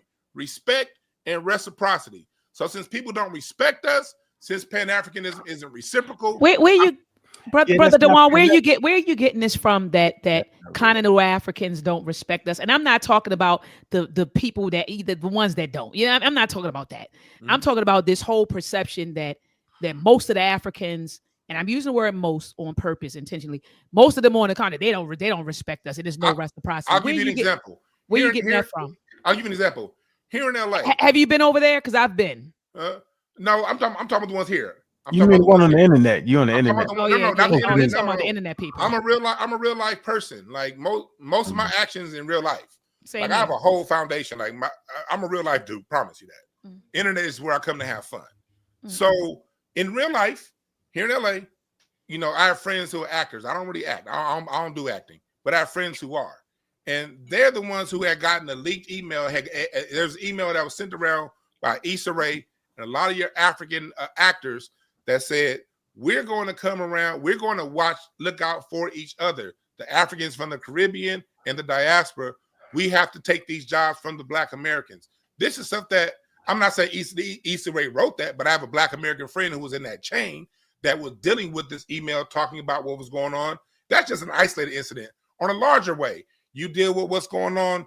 I see what's going on with the brother who bought Essence Magazine. His Pan-Africanism was to hire a whole bunch of other Africans to executive positions, not Black Americans. I deal with the DMV out here in LA in different departments where Africans have control here in LA. They don't mess with Black Americans. They'll hire someone from the Caribbean. They'll hire an Asian before they hire a Black American.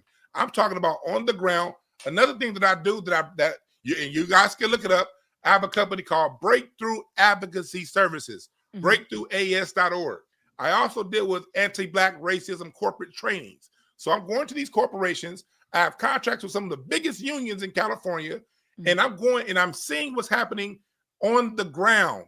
The Africans that are in position to mess with Black Americans don't mess with Black Americans. They will hire an Asian or a Latino before they hire a Black American here in California. So my offline observations, damn the Twitter people, when I go to my company, breakthroughas.org, look it up, I'm dealing with people in a racial dynamic that whether I'm dealing with the Latinos, the Caribbeans, the Africans, they all have an anti-Black American sentiment. And that's where I drew my conclusion from.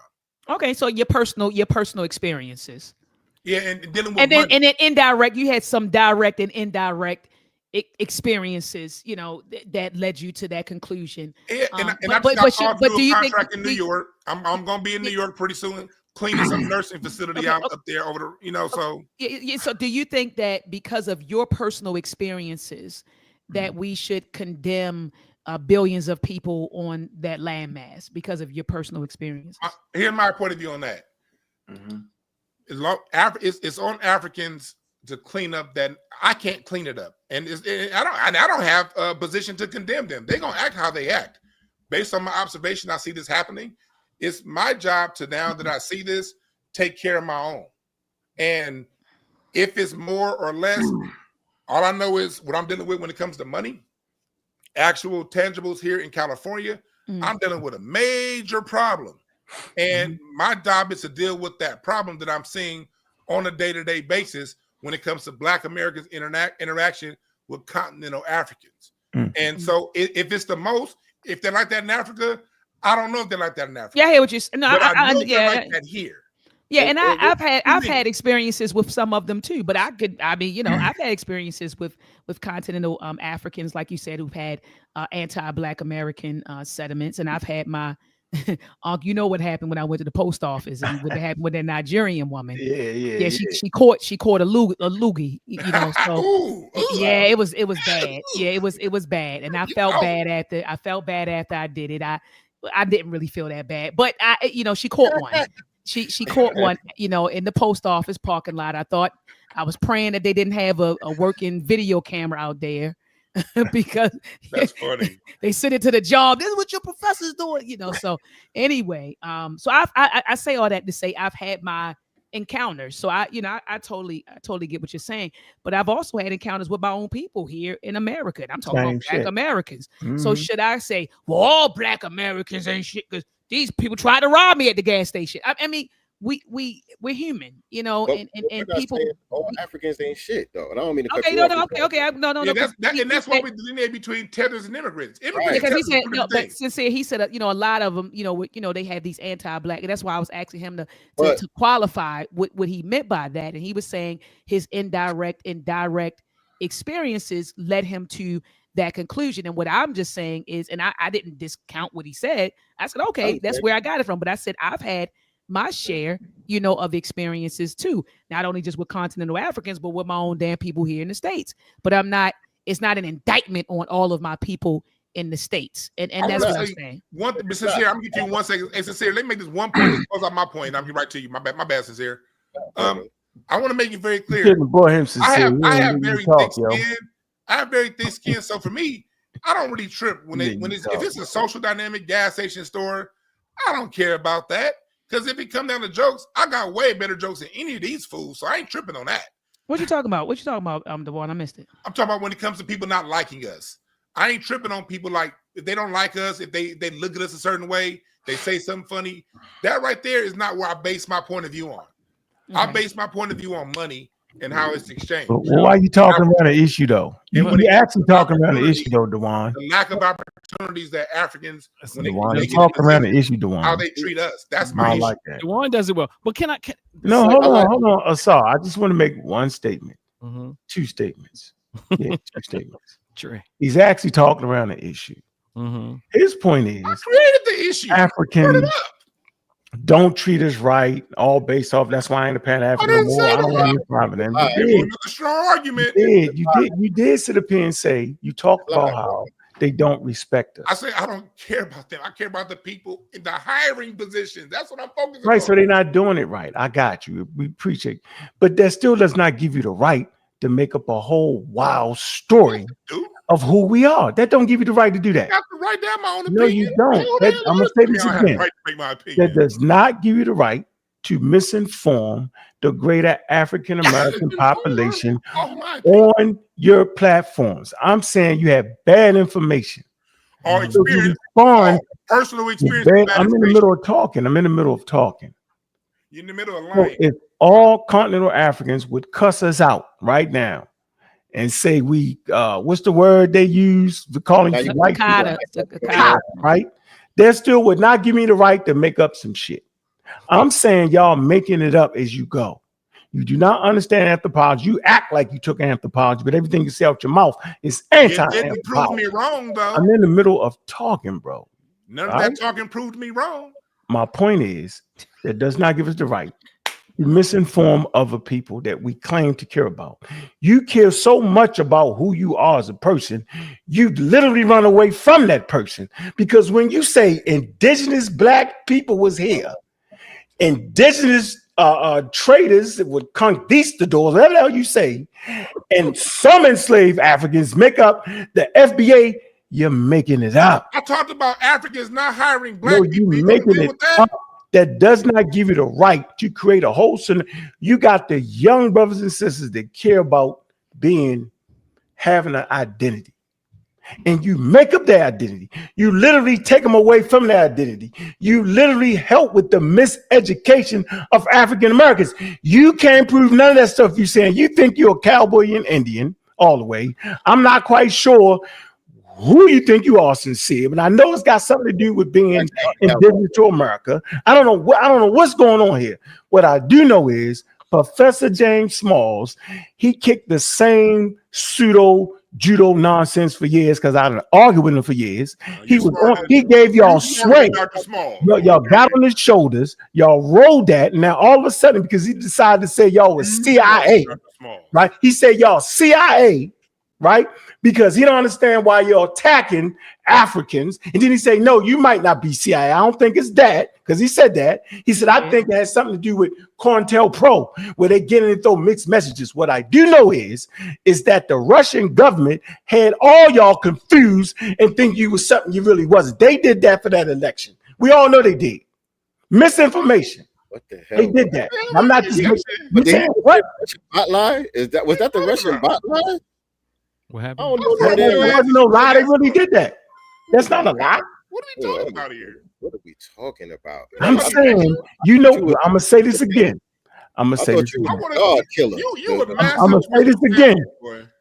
everybody This is- You knows. ain't never lost a game. Oswald the Bates. Russian. Oswald Bates shit. I mean, it's okay. All right, now that's where we at. All right, let me play the Yeah. next. You playing Yeah, hopscotch. Bob Bates. I got you. You're got using maps that don't prove your point. God Oh, damn. Oswald Bates talk, man. I got you. All right, Now well, let you me play talking this. about Let me play this clip. needles and Let me, vaccines. let me and- play this clip. Let's see where we at. What we about to deal? We about to deal with rainbows and unicorns next. Now, the vaccine was a literary test I gave. If you think the Twin Towers was a conspiracy, if you think the vaccines was made to kill FBA and was not efficient for African Americans, you're a damn flaming pseudo. And since y'all didn't answer the question, I already know y'all flaming pseudos. I didn't even Keep bring up, up. man. I already know. Let me play this clip right here. Go ahead, play This the is clip, right Bob. to the Play the clip. conversation. Right. Play the clip because we Don't gotta worry. take it in. We gotta wind up. We gotta. You know what I'm saying? We have people, black people here were shedding blood for freedom, Shout out to my for sister Nicey. equality, you know, for the right to basically exist. You know what I'm saying? They didn't give a damn no more. We're not just gonna bow down to y'all. And if that means shedding blood, that's what we're gonna have to do. They have not done that yet. And the expectation is for us to stand, you know what I'm saying, and what's the word? Sacrifice our bodies, our blood, our everything, you know, for these people to come here or to gain their resources back there without getting anything in return, because they're not doing anything for us now. And he's talking about, you know, he feels sorry for us if we want to stay over here, but they all trying to run over here. And he here too. They trying to get on the first thing smoking. And Elder is here too. And Debo, I think that's what it is. Debo made a good point in the comments. Pan-Africanism never holds Africans accountable. And I agree That's with not that. true. They never hold them accountable. Because they romanticize Africa. No, we They don't. have this Wakanda idea of Africa that doesn't exist. I just.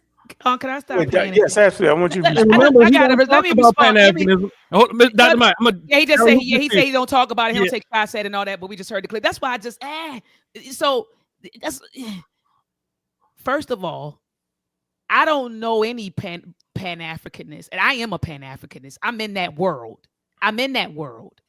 No one romanticizes Africa. Are you crazy? We know the issues they have going on over there. I got people over there. I've been over there. I got projects. I got work over there. So if you haven't I'm at this point.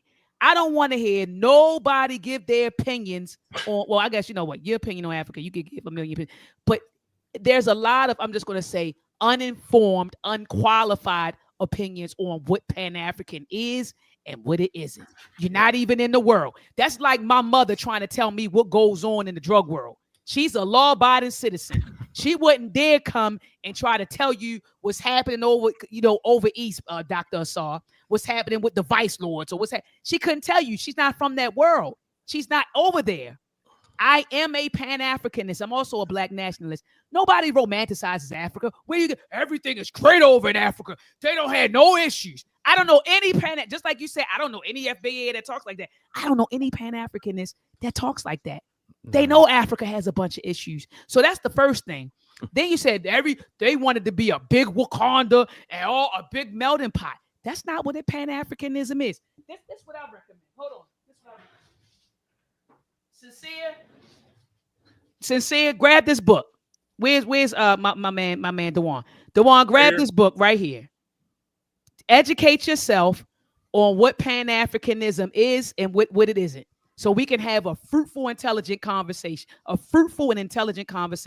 Grab this. It's by Baba Imhotep Fadiu. Please grab this. And then let's have a conversation about what Pan-Africanism really is. Have you ever read any books, Sincere, Love to God, on Pan-Africanism? Have you read any books? I can go grab. My library is right behind me. And if you say you did, I'm going to say pull them out. Have you read any books on Pan-Africanism to have a qualified opinion on what it is and what it isn't? When you want to narrow me down on a specific question, but when I want to speak, I'm not allowed to speak. You've been speaking the whole time. You've been speaking. Goes all over the place, and it's like the things that I'm trying to address, I never get a chance to address. And really unpack what's being said. You playing these little clips, and I'm trying to qualify what I'm saying in the clip. I haven't even had a chance to do that. I'm not You know playing what the I'm saying? clips. I'm not playing the clips. Ankh is playing the clips. And It's okay. you spoke, It's- brother sincere, love okay. to God. You spoke on this platform way more than I spoke tonight. I don't know what just happened. Am I still here? Yeah, you're still here. We just see your Black Indians came we and see, got we you. see your we see Yeah. your avatar. Okay. But it's- I feel like the brothers spoke way more than I spoke it for doing this 2.5 hours. That would Way be more than I spoke. correct. That would Way be more factually than I spoke. correct. That is The two with the more yeah, than you. You said And- what happened? What happened, sincere? I said that's correct. Everybody spoke way more than you. That is a fact. You know what I'm saying? Go ahead, sincere. Go ahead, brother. Explain it. Go ahead. Qualify what you want to say. You speaking for yourself as a Pan-Africanist, I agree with you. As far as what I know from Dr. Ma'at, I can say, yeah, I agree with you. You're not one of those persons that I'm talking about who don't hold Pan-African, don't hold Africans accountable and all that stuff. You're not one of those people I'm talking about because I've heard you do so. You know what I'm saying? In your videos and your lives and stuff like that, I've heard you do so. You know, you was a part of the FBA rally for reparations and all of that. I've heard you give a good balance on these conversations. So you are not really the person that we're talking about. But in the video, I'm responding to the clip that we were playing from Professor James Smalls, where all the onus is on us to open up this doorway and create a platform for Africans when they come over here. We're supposed to have this big warm welcoming for them when they come over here, but there's never any accountability for the anti-Black American sentiments that they bring over here and the undermining that they do. When we talk about this thing, people act like they don't see that they come over here and create their own little enclaves. They go to their own little separate churches and all of that stuff. They get into neighborhoods, their own neighborhoods. You know what I'm saying? They get into political positions and they get in the media and they speak against our interests and they push legislation and stuff like that that's against our interests. That's the thing that we're pushing back on. Not somebody saying, "Oh, I don't like those niggas over there, those are katas over there." That's one thing. That's whatever. But when you're getting into the political positions and you're getting in the media, you're doing real damage to the community. You know what I'm saying? With your anti-Black American sentiments. And that's the purpose of delineation. We have to separate and make a difference so these people are not allowed to represent us in these positions. That's the point of it. It's not about, oh, we don't want to be African, we hate Africa and all of that. I don't got a problem with Africa. I got African people that I'm cool with, African people that I consider family, and Caribbeans. My son's mother is from Jamaica. Her family is from Jamaica. You know what I'm saying? His name is Heru. I don't got a problem with none of this stuff that I was being accused of on here, not by you, Dr. Ma'at, but you know what I'm saying? All of the stuff that is being attributed to me, the jacket just don't fit. Who accused you of anything, though? What did I accuse you of? I accuse you of promoting bad information on the subject. You don't fix the problem by adding more bad. Your whole thing is Black people wasn't here before the transatlantic slave trade, and then you pulled up the map and you showed that dark people were here. You know everywhere. What I'm saying? Yeah, the majority of the planet are brown because it's for protection from the sun. But you're saying that ain't us. But the way that those people at that time looked, in today's time, they would be classified as Black. Is that correct? No. They would inflammatory information. They would. Those people that you're talking about at that time, closer to the equator, the people that existed then, in today's time, they would be classified as Black, and that's what happened during a lot of these classified. You saying classified, right? Yes, they would be considered Black. Okay. How do you know that though? How do you know that? I mean, like what about when you go to India and people are darker than everybody on this panel? Right. Would you classify them as Black? You got Indians that come over here. You got dark Indians that come over here and get African American scholarships. Yep, the necessary. No, I'm talking about you though. No, that's not the point, fella. Right, but that's the problem that we're having. That's what we're trying to solve. No, I'm agreeing with you there, but you don't solve it with a lie. Delineation. I know you understand what I'm saying. See, this is where the rubber meets the road.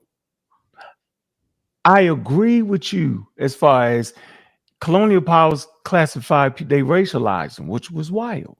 Yeah, they did. Right. They didn't have a comprehensive theory of evolution in the 1600s. So when they seen people, they like, oh yeah, they look the same. Okay, whatever. Right. It's a bunch of crap. I agree with you. I'm not fighting that. I'm saying in 2025. But we live under it though. No, they don't do that. No, it's called scientific racism. It's called scientific racism. We don't call those shots. So we got to deal with the reality that we live in. Yeah, y'all not living in reality because that doesn't happen. In reality, that's how they get classified in the same group as us. When now? Today? Yes, now today. Who? When? All of these dark non-FBAs that we're talking about. No, sir. Okay, let's say that do happen. Hold on. Yes, sir. It does. Let me say that happen, right? It has to be some finagling though. Yeah, you No can't. finagling. Yeah. That's all It that's has gonna to be do some is finagling, and finagling is not going to stop. So what I want to say is there's Sorry, but how does that help more bad information on top of people lying and cheating? That's my whole point. yeah, there has to be some. I don't So know what you mean by bad brother information. Sincere, Yeah. I really do believe that you're sincere. I'm being real honest. Now, my brother, he started off, then he started turning to a whole. I mean, him and Unc.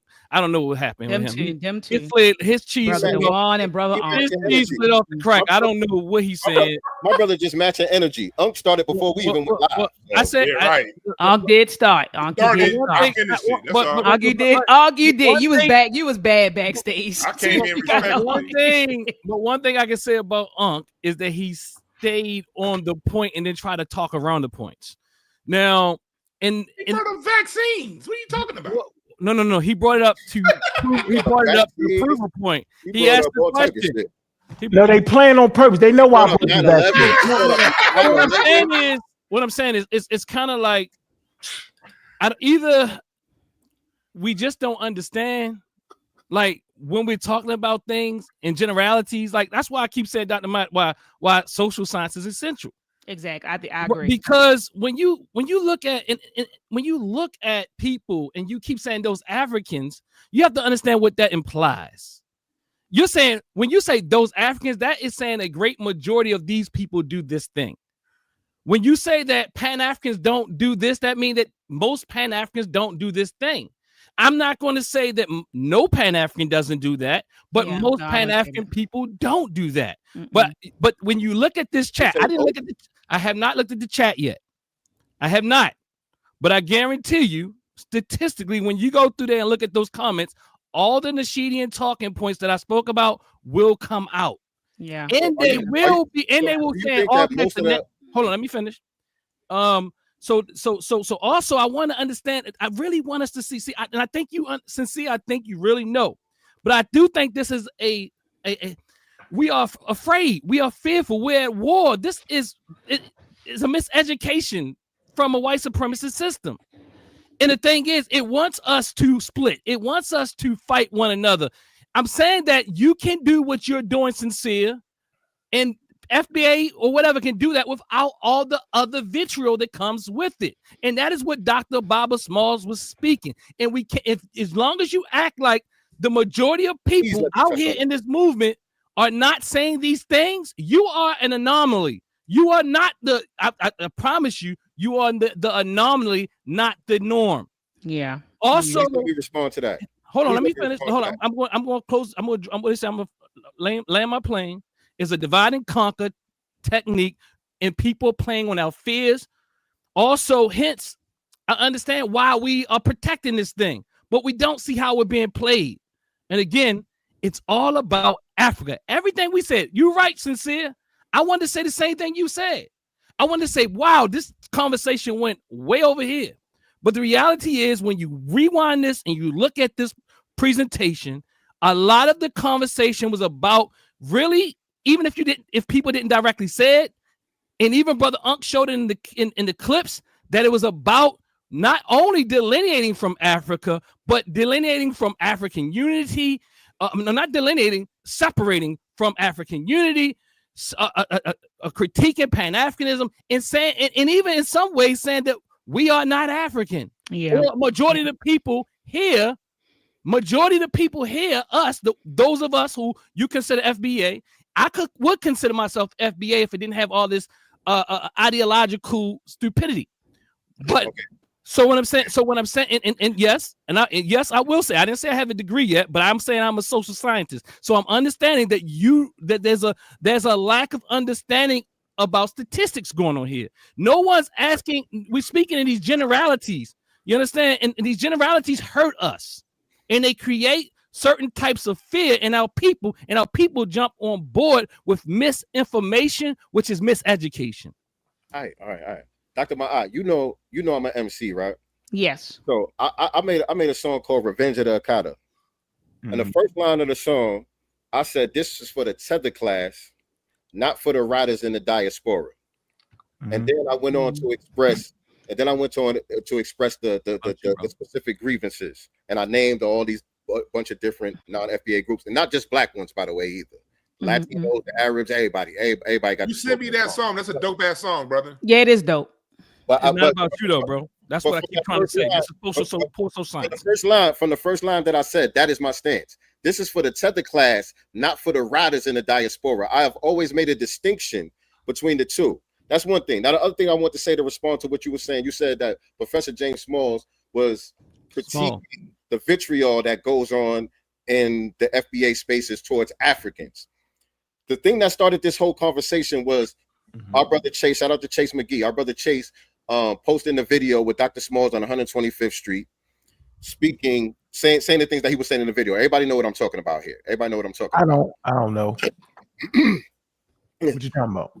All right. But everything that he said in the video, and even according to him, when he was on your show, he said everything that he said was true. He didn't make up nothing in that video. Everything that he said was true about how the Africans come over here and their disposition towards us. Right?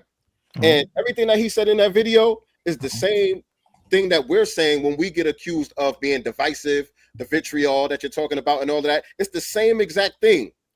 We're talking about the same people. He wasn't castigating all Africans in that video.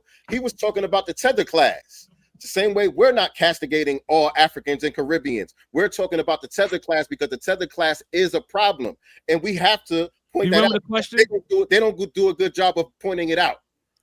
I agree with you. Culture, we got coons and Sambos and all that in our culture, but we also have these words in our culture to describe these people, to make these people pariahs within our society. They're not just welcomed in like that. That's not the majority of our conversation. One, and we don't. That's why we have the word Sambo, coon. Do you remember? Do you remember the question I asked Baba Smalls? Which question? Baba Small. I said, Baba Small. I said, in essence, I asked him the question. The question was, can two people or two groups of people be saying the very same thing, but due to the intent, it'd be something very different? And what I am saying again, see, brother, sincere, I truly do. And I'm not trying to be condescending. I'm not saying nothing. I think your heart is in the right place. I listened to even some of the part over there. You feel like Dr. Baba Small was lost, and that's okay. But there is some gaps in what you're seeing. But I'm not saying anything that you're saying. I think the generalities are off. I think your social science is off. I think your statistics is off because no one's asking these questions. And when you throw out sweeping statements, it implants or deposits thoughts and ideas in people's minds. Sweeping statements. So we have to be very careful. And you are when you say sweeping statements like what? Pardon? I just want an example. Sweeping statements like what? When people just just listen to the video you just said, right? Y'all generalize Pan-Africans. Y'all say no Pan-African does this, right? I don't know what it was, right? That's a sweeping statement, but it's false. It's false. It's false. You can go and you have to go and say, well, some don't. But the reality is, if you know, you have to do some research. And the research, even if you did it yourself, you have to go and talk to 10 Pan-Africans. Just go to talk to 10. Listen, I already know that that's true. Like I said, I got plenty of videos where I use. True. Hold on, back up. Hold on. Let's qualify what you're saying. We're talking about science here. What are you saying? What I'm saying is, I know that it's not all Pan-Africans that get down like that or that think like that. But that's what you said. In the video, no Pan-Africans. It was black and white. Okay, maybe it came across that way in that short soundbite. Maybe it came across that way in that soundbite. But I have tons of videos. I have hours and hours. You know what I call it? I call it splitting. You can't just go by a soundbite. Like I said, I said this on Dr. Myatt's show for many, many times. When we are operating from a place of fear, and FBA is, and I'm not saying we shouldn't protect nothing. Don't get me wrong. But what I am saying is when we're operating from a place of fear, we're not able to hold nuance. We're not able to look at the whole picture. We start to look at the differences and how this one did that and not look at the big picture. You're the one that's erasing the nuance. What happened? You're erasing the nuance. Also, help me out. By just taking that sound bite and making it seem like no, I didn't. I look, brother. I'm not erasing nuance. I'm saying in that sound bite. I'm not saying that's the only thing you ever said. But what I am saying is that was an example. You asked me for an example, and I gave you one example. You want me to give you others? No. Okay, just understand.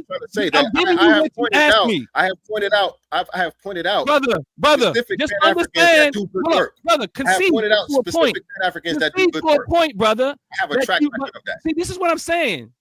You have to do some more thinking on this. And Booker T. Coleman's son, just because he's the prince of the prince, don't mean that he's an authority. But what I'm saying is, see, these are psychological warfare tactics. He's talking about Baba Kaba Cabernet. Because they brought him in. They all pseudos. They all misinformed. He became an authoritative figure, which is psychological science. Can I play this clip, man?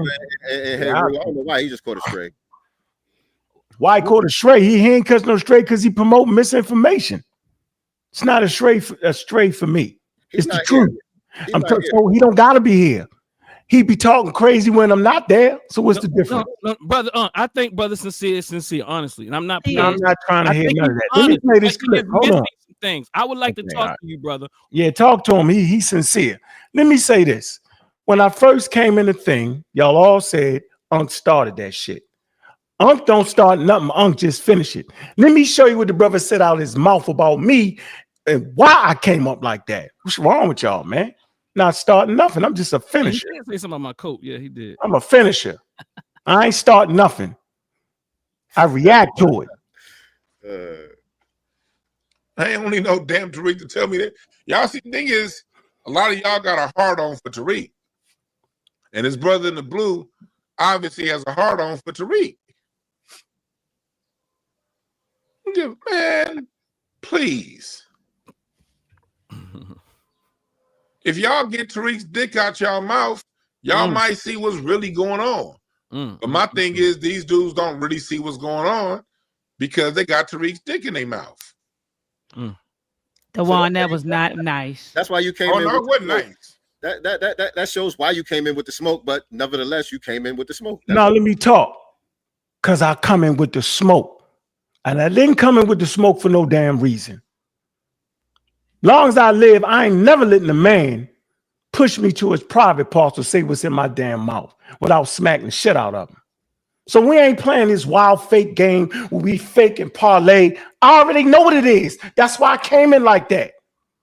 Y'all think y'all got some groundbreaking information and we crazy. I'm sitting here telling you, y'all producing bad information, and all the elder shoulders y'all standing on, they have produced bad information. The crop is fell. We here to raise the game. We raise the game now. We are fluent with what we talking about. We practice scientific literacy. We know when you scamming. The one flim flammers the whole time acting like it was 5,000 people in the coast and they was already here. Get out of here, bro. You scamming. Sincere, you acting like you understand the topic. You don't.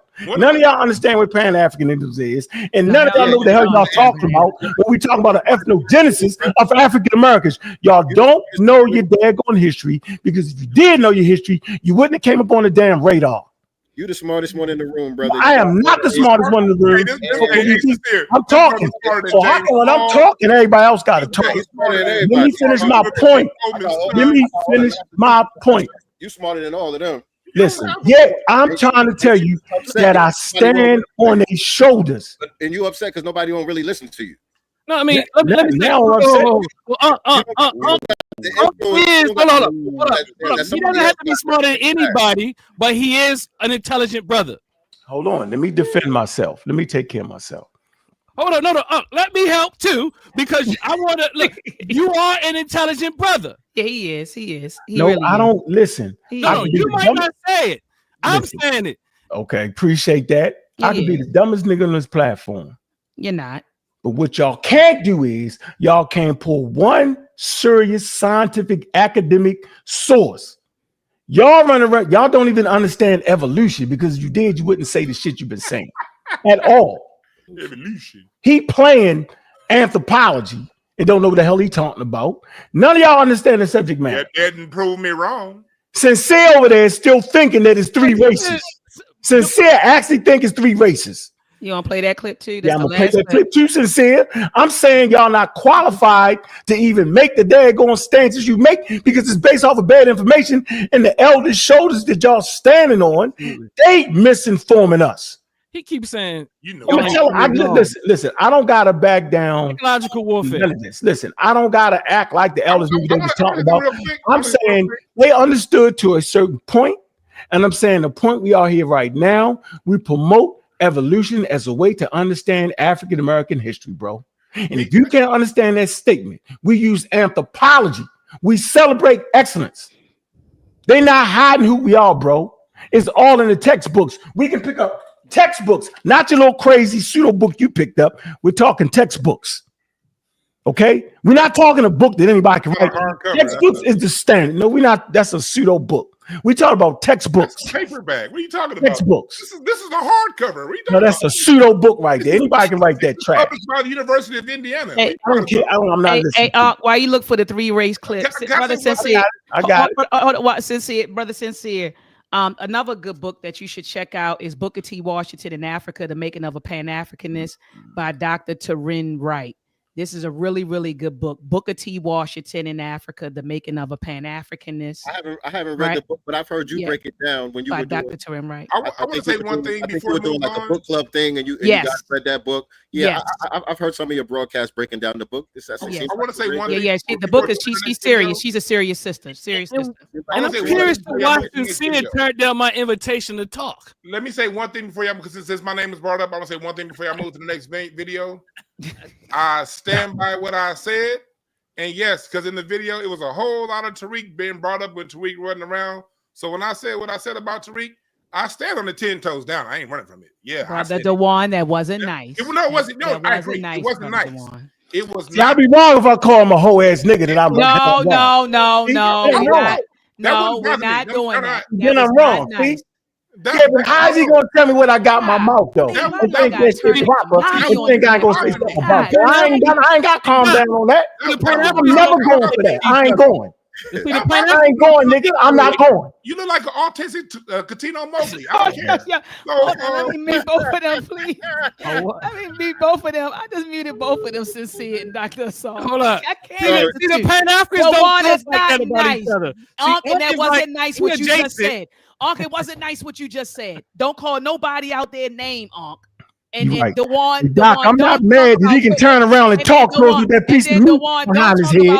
Go ahead, turn around and talk close with that piece of meat you got back there, bro. Let me mute. Brother DeJuan, and Brother Unc. We're not going to name call. We're not going to talk about people private parts in their mouths. We're not, DeJuan, stop. Let's wind it down, Dr. Bob. I'm sorry. Y'all stop. Let's wind it down. God, yeah, we about to wind it down. Goodness gracious, man. Okay, so look, I'm gonna get DeJuan and Uncle off first. The two of y'all go ahead. What's your closing words? Get y'all out of here first. DeJuan, what's your closing words? What's your closing words, Brother DeJuan? You gotta unmute, Brother DeJuan. You gotta unmute yourself. Y'all two, okay. Man. My closing words is, look, I have no issues with anybody, whatever they choose to celebrate and participate in. We all have personal choice. I don't know where other people's family lineage and background come, but when you call me stupid and say I'm not academic because I bring up my history, that's where I draw the line. I got a whole bunch on that video, a whole bunch of people who follow Tariq Nasheed.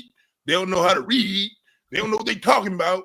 And I can pull up family genealogy. And then when I pull my degree out, niggas got offended. So you can't have it both ways, is all I'm saying.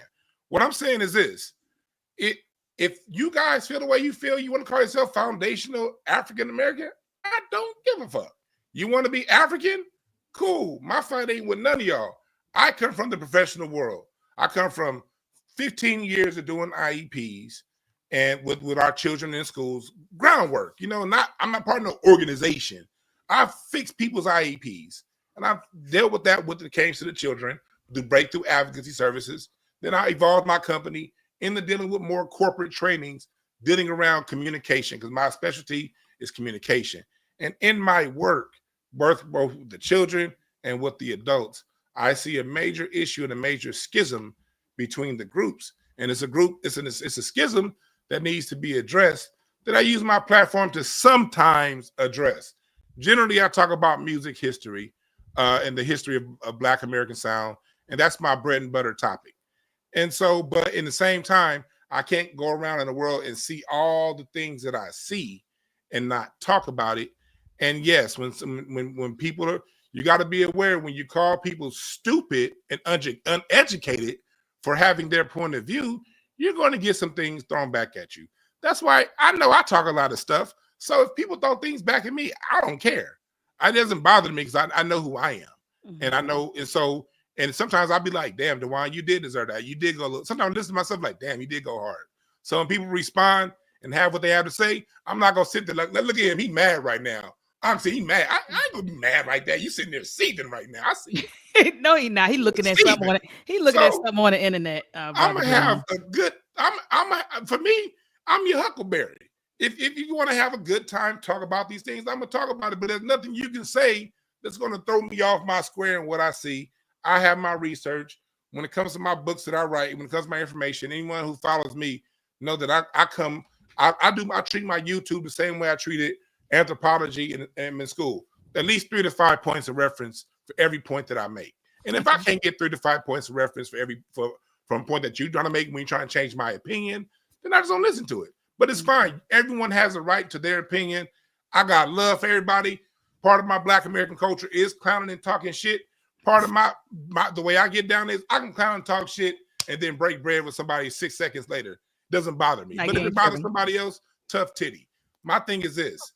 We have to understand that we different. We're going to see things different. We got different backgrounds.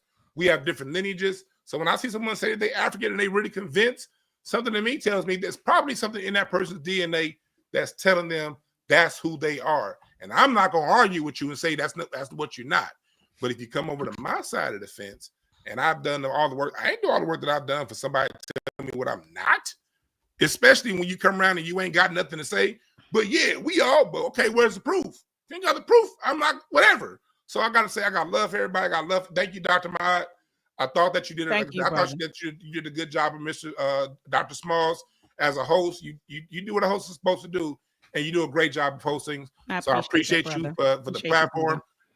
Even in areas that I disagree, even with and YouTube brothers, we disagree. Mm-hmm. I don't look at you any less than or me any better than just because we disagree. We just see certain things a little bit differently.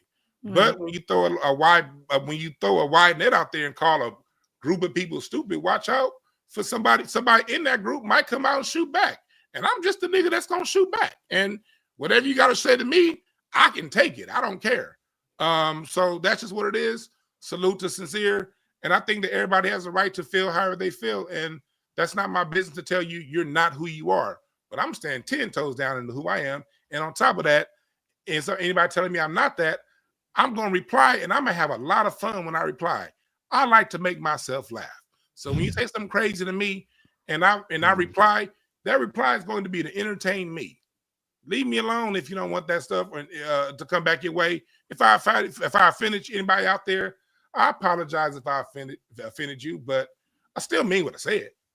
Brother DeJuan, look, do me a favor in the back chat, put your info back there, because Dr. Asar has an establishment called the Temple of New African Thought. And we have lectures and panel discussions, and we're going to bring Ankh in. We're going to bring you all in, and to have another panel discussion about this whole, FBA and all that other stuff. So, all right, I see it. I got the email address right there. So, email. I my email address right now. I got it right. You put it in the back. I'm looking at it. I just put my Twitter. Let me give you the email. Oh, you type it in now. Okay, that's your X. Okay. info@dewanb.com. Okay, let me go right here and use my little camera. Yeah, we're gonna bring y'all in and have more discussions about this. I definitely want to have one on this Pan-Africanism.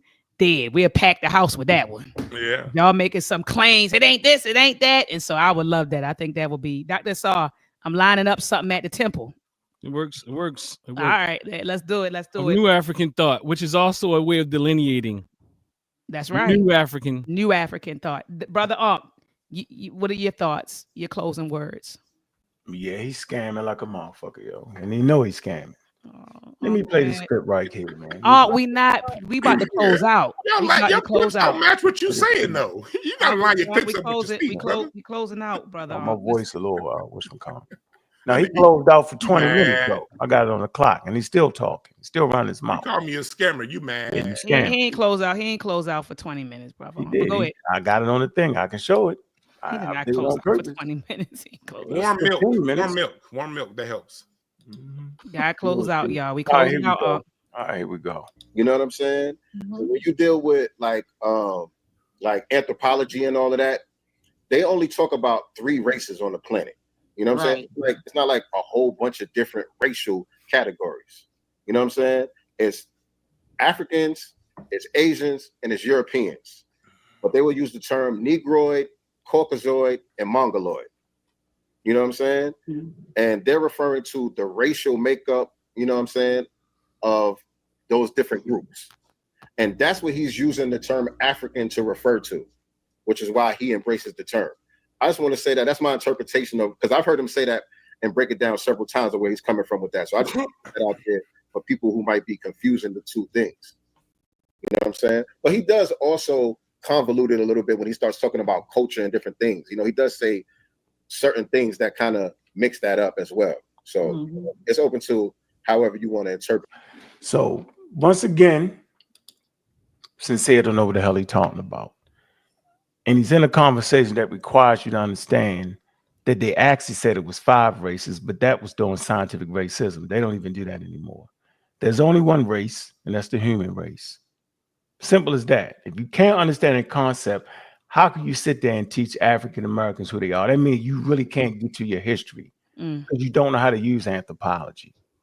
They made nothing but mistakes on this panel. For some weird reason, they still think it's an ethnogenesis between an indigenous black people that was here, some black traders, and a little bit of slaves. Y'all can go back and play the clips. That is my concern, that we have another generation that will be miseducated off this foolery. We have been carrying this lie that we Native Americans for a long time, man. The elders even said that they was wrong. And to that, I say they were pseudosciences on that. Now we're clear. We can see you. I see you. Our eyes are wide open. We're not going. We understand that our ancestors come from Africa. We get to America. We have an ethnogenesis with Europeans and some Native Americans. We understand we developed a culture separate from African indigenous culture that incorporated indigenous African ideals and principles. Thus, they call us African Americans. We are the foundation of what made the economy what it is today. And for that, they owe us that money. And for those that will give us those billions and trillions of dollars, they have a system called science. They will use that system for us or against us. So you can talk all you want and say all you want to say. I ain't gonna be able to do it. They know who the hell you are, man. They know what they did. They know what you did. So we don't gotta argue and fight. We don't gotta make up new stuff. Y'all making up new stuff based off of not understanding the subject matter. I'm never allowing a group of continental Africans, a couple of them, because I ain't like I know all of them, to talk shit, and all of a sudden that make me follow a wild movement that's defiling everything that we all know we come from. Makes no sense. And I'm never making up shit just to get my point across. They came in here tonight and they made it up. They make my man down there swear he a damn Indian. He just won't say it. In his heart, he think you're an Indian. Oh, you got. He won't say it. Lee Sincere say it. Lee Sincere got enough heart to say, "Yeah, yo, I'm more. You know, I'm with the people." And it was already. Thank you. See my heart with them thick ass man right here, yo. He Chief Broken Foot, Chief Head talking with the meat on the back of it. That's what I'm gonna call you. Meat on the back of your head, Chief. Talking. See. I'm stopping. Hey, didn't nobody laugh? See. My point is very, very important here. Just be funny. That's all. My point is here, and it's very, very important though. Let this be a precautionary tale. Cautionary, Don't- not precautionary. If Cautionary. you don't Cautionary. understand Not literacy and scientific literacy, if you don't understand how to get to your damn history, shut the hell up. Mm. We don't need more misinformation. If you don't understand what Pan-African or Pan-Africanisms is, shut the hell up. If you're cutting hair and you get off work and you dive on a podcast, if you work in construction site and you get off, you dive on a podcast, know what the hell you're talking about. Because African Americans, we ain't going no more. We're not listening to elders who act like the rocks is crying out. We was here first and we swam and serpent at it. We're not listening to none of that. We have the tools to produce and understand our story. We understand who and what we are. So all I'm saying is, man, y'all two brothers, y'all got to get that straight, man. First, know what the hell Pan-Africanism is. Know it's the difference between being a Garveyite, right? And understanding what Pan-Africanism is and what it ain't. Understand what an ethnogenesis is and don't make that shit up. Knock it off. With that, I appreciate everybody for listening tonight. I enjoyed myself, but I'm never listening to another man tell me what I got in my mouth. Plan or not, I'm never going for that. Appreciate y'all. Appreciate you, brother. Brother Sincere. Brother Sincere, then you, Dr. Asar, and then I'll say my words. I'll be very brief. First of all, thank you, Dr. Ma'at. Much respect to you. Thank you, brother. Appreciate the whole panel, man. I think it was fun, although I don't think it was very constructive. I did have fun. I did enjoy myself tonight, but I'm just being honest. I don't think. Yeah, you was like, it ain't constructive. You was like, I had fun too. I ain't gonna lie, I had fun. It was fun. It was fun. I had a lot of fun, but I just don't think it was very constructive. And I thought it would be, to be honest. I really thought it would be just different. You know what I'm saying? It didn't turn out the way I thought it would turn out. Same. I share your same sentiment. Right. These things happen. You know what I'm saying? We live. You know what I'm saying? It's not pre-scripted or nothing like that. You know what I mean? We got 5 different personalities up here, so I'm not blaming nobody or nothing like that. I'm not mad. You know, I'm just being honest about my thoughts about, you know, how things went and how I wish they would have went. You know what I'm saying? But at the end of the day, nothing but respect for you, Dr. Ma'at. You one of my favorite teachers. Likewise. Teachers, I always big you up. I don't see any real contradictions between what I'm trying to promote and what I see you doing. I don't really see, you know, a real conflict there. You know what I'm saying? So I'm going to continue to do what I do, and I'm still learning. I'm still growing. I don't think I think I know it all and I got it all together. You know what I'm saying? So it is what it is as far as that. I seen people in the chat asking about the song that I mentioned, Revenge of the Akata. All my music, well, most of my music is available on whatever streaming platforms you use. You just type in Revenge of the Kata. I don't think nobody else got a song called Revenge of the Kata. I don't think so either. You should be able to get the song, and you know, you get access to the rest of the music as well. Other than that, I'm at Sincere Love the God on all social media platforms. And Asar, I know you invited me to have a conversation with you or whatever the case may be. I'm open to it, but we would definitely have to discuss some parameters and what exactly we're going to be talking about, because this right here, I'm really not with it. You know what I'm saying? Going all over the place. Like, if we're going to talk about something, I want to know exactly what we're going to be talking about and focus strictly on that. You know what I'm saying? And you saying if you come to Baltimore? No. He said he wanted to have a conversation with me. I'm thinking you're talking about like a live conversation. You know what I'm saying? No, I'm just talking about behind the scenes. Oh, okay. I'm talking about real life stuff. I'm not talking about online. Oh, okay. So I misunderstood you. Oh, you just wanted to highlight him offline. Okay. Because I close with that. Like I said, I'll be real brief. Because this on you, Dr. Asar. Because I do believe the brother's sincere. And you know what? Now the brother, what's my brother name? Dewan. Yeah, brother Dewan. Now I knew I saw you before when the whole thing about the hip hop thing with Tariq Nasheed. Although I can disagree with Tariq Nasheed, I do think that some of his points around hip hop was accurate. Was it also used as a tool of division? Some can argue that, but nonetheless, I did listen to you, Dewan, around that period, and I think you were making very cogent points, honestly. So I do remember you then. So I can hold nuance, right? Brother Sincere, I really do think that you truly are fighting in a way to protect us and get us in your way that you think what you think we deserve. I do think though we have to understand how messaging works and how we say things, and when we speak in generalities and all these other things that we're saying are harmless. I think social science will show you that it's not harmless.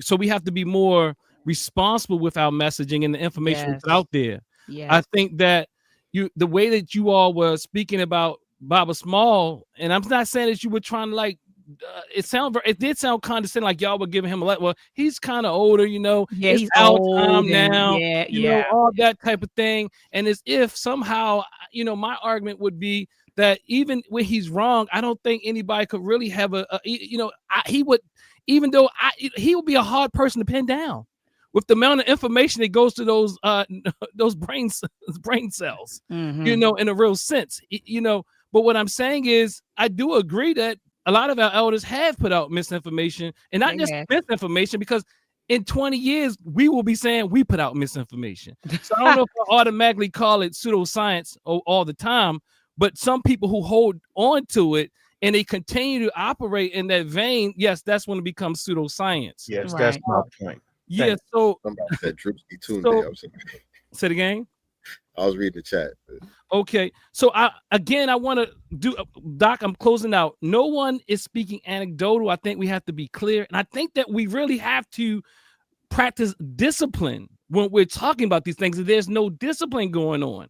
We really don't know what we're saying, and you might mean one thing, but once you say that no Pan-Africanists, we have to have training in how to say things in different ways.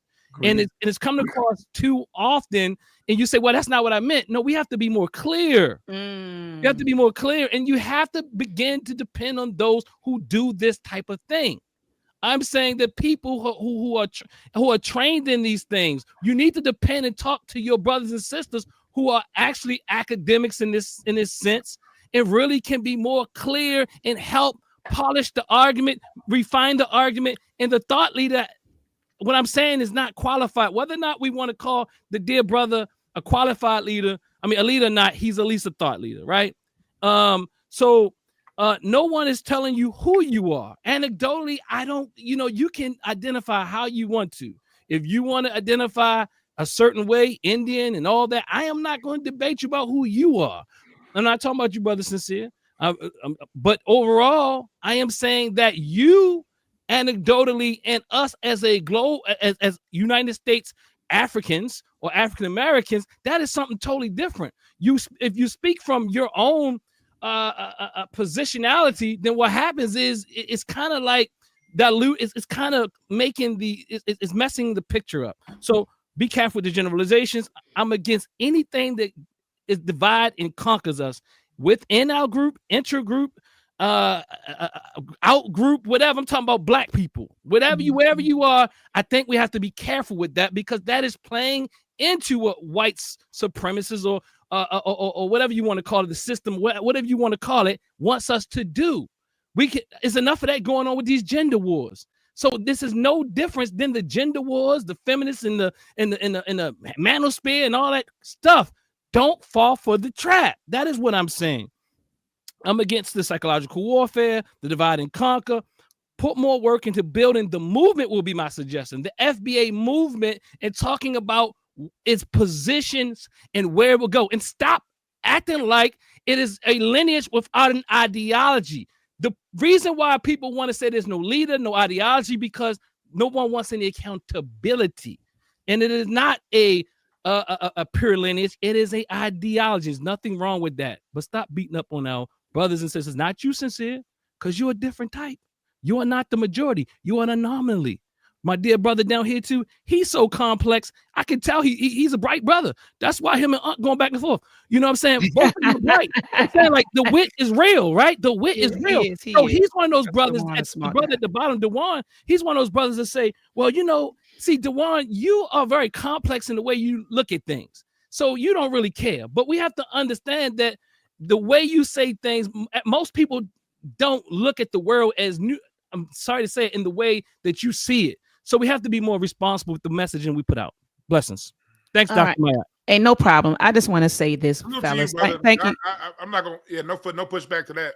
All right, I just want to say thank you all, everybody, Brother Brother Sincere, Dr. Asar, and Brother Dewan for coming on. I know we were going strong for 3 hours, and I do agree with Brother Sincere. Like, we did go off topic, right? We supposed to be addressing the interview, and then it went from addressing the interview to addressing the ideas surrounding, Hey, God, do FBA. me a favor real quick, Hold God. up, while everybody No, was no, talking, I didn't cut nobody off. No, I wasn't trying Seriously. to cut you off, God. Yeah, Hold, I let was. me finish my thought. I just let everybody close out. I went from the Brother Dewan to you to Sincere to Asar, and it's like as soon as I opened up my mouth, it was like yo, like yo. No, I wasn't trying to. I had. No, Doc, I'm that just, wasn't. that's what happened though. I just want to finish my thoughts. I allow everyone talk, and if people go back and the people that have been watching can say she talked the least out of everybody tonight. That's true. Literally. And then when it's time to close out, I just told everybody, hey, Brother Dewan, you go first. Brother Ankh, you go first. Sincere love to God, you go first. Dr. Asar, you go. And then I went last. So I just, sitting here listening to 4 people talk for almost 3 hours and barely talking. I just feel like when I open my mouth, can I at least say something? You know what I mean? That's all I'm saying. So I want to first and foremost thank everybody for coming on tonight. I agree with Brother Sincere. We kind of went from saying that we were going to address the interview to addressing ideas surrounding FBA back to addressing the interview towards the end. I do agree with it. I do agree with him that it could have been more constructive, but he made a great point. We're live and it's unscripted, and it wasn't like here's the template or here's the outline we're following. We just kind of freestyled in the conversation with where it went. But nonetheless, I do appreciate everybody's thoughts, opinions and views. I want to thank the chat for participating, whether I agree with what you're saying or not. People came in, they participated. Brother Dewan, he brought his folks through. They came through heavy, Brother Dewan, for you tonight, honey. They came through heavy. Shout out to the pseudo killers and community of skeptics. They came through. Brother Sincere, I think you're streaming on your platform. Dr. Saw, you're streaming on your platform. So I do appreciate everybody who's been in the chat, kind of just engaging one another. And like I said, you may not agree with what we're saying, or that is your right. But at least you showed up tonight and you engaged, and I thank you all for that. Before everybody gets out of here, do me a favor, thumb up these videos, thumb them up, thumb it up, thumb it up. Also share this video, and lastly, subscribe to our YouTube channels. I know Sincere Love to God has a YouTube channel. Dr. Dennis Asar Winkler has one. Brother Ankh has one. Community of Skeptics. Brother Dewan, what's the name of your platform, brother? At Dewan B, DWANNB. Yep. So he has his platform. So subscribe to our YouTube channels, hit the notification bell so that whenever we go live, you will be notified. And lastly, I just want to say this. When we have these, I feel like social media is a gift and a curse, right? It's a gift in that we are able to connect with different people and yes, share ideas and share information. But the curse is that some of the stuff we're sharing misinformation, disinformation, and malinformation.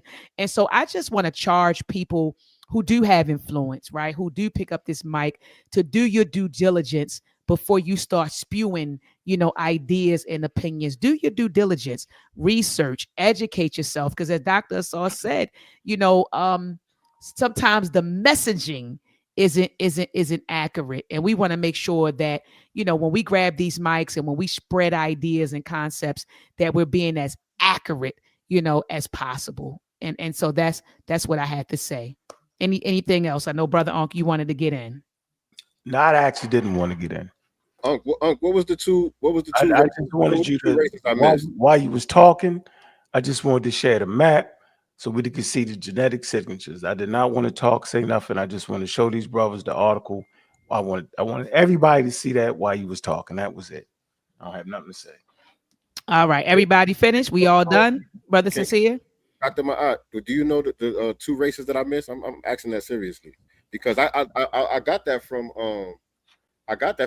Van Sertima's book. Mm-hmm. What I was talking that about. It was 3 races. Yeah, it was 5. It was 5. Yeah, what was the 2 that I missed? Okay, so who did he miss? Oceania, Mongoloid, Caucasoid, Negroid, and Native American. Native American. That's a race. Yeah, it was 5 of them. Native American Native is Americans are Mongoloid. Isn't it? those are Mongoloids. No, The I'm telling red you. natives. Saying it was all wrong though. That's the point. You're still promoting outdated racist information. Is outdated. That's what I'm saying. There is no such thing as race anymore. No, I agree with that point. There's only one human race point, but I was talking about the construct. But anyway, we out of here for tonight. All right, y'all.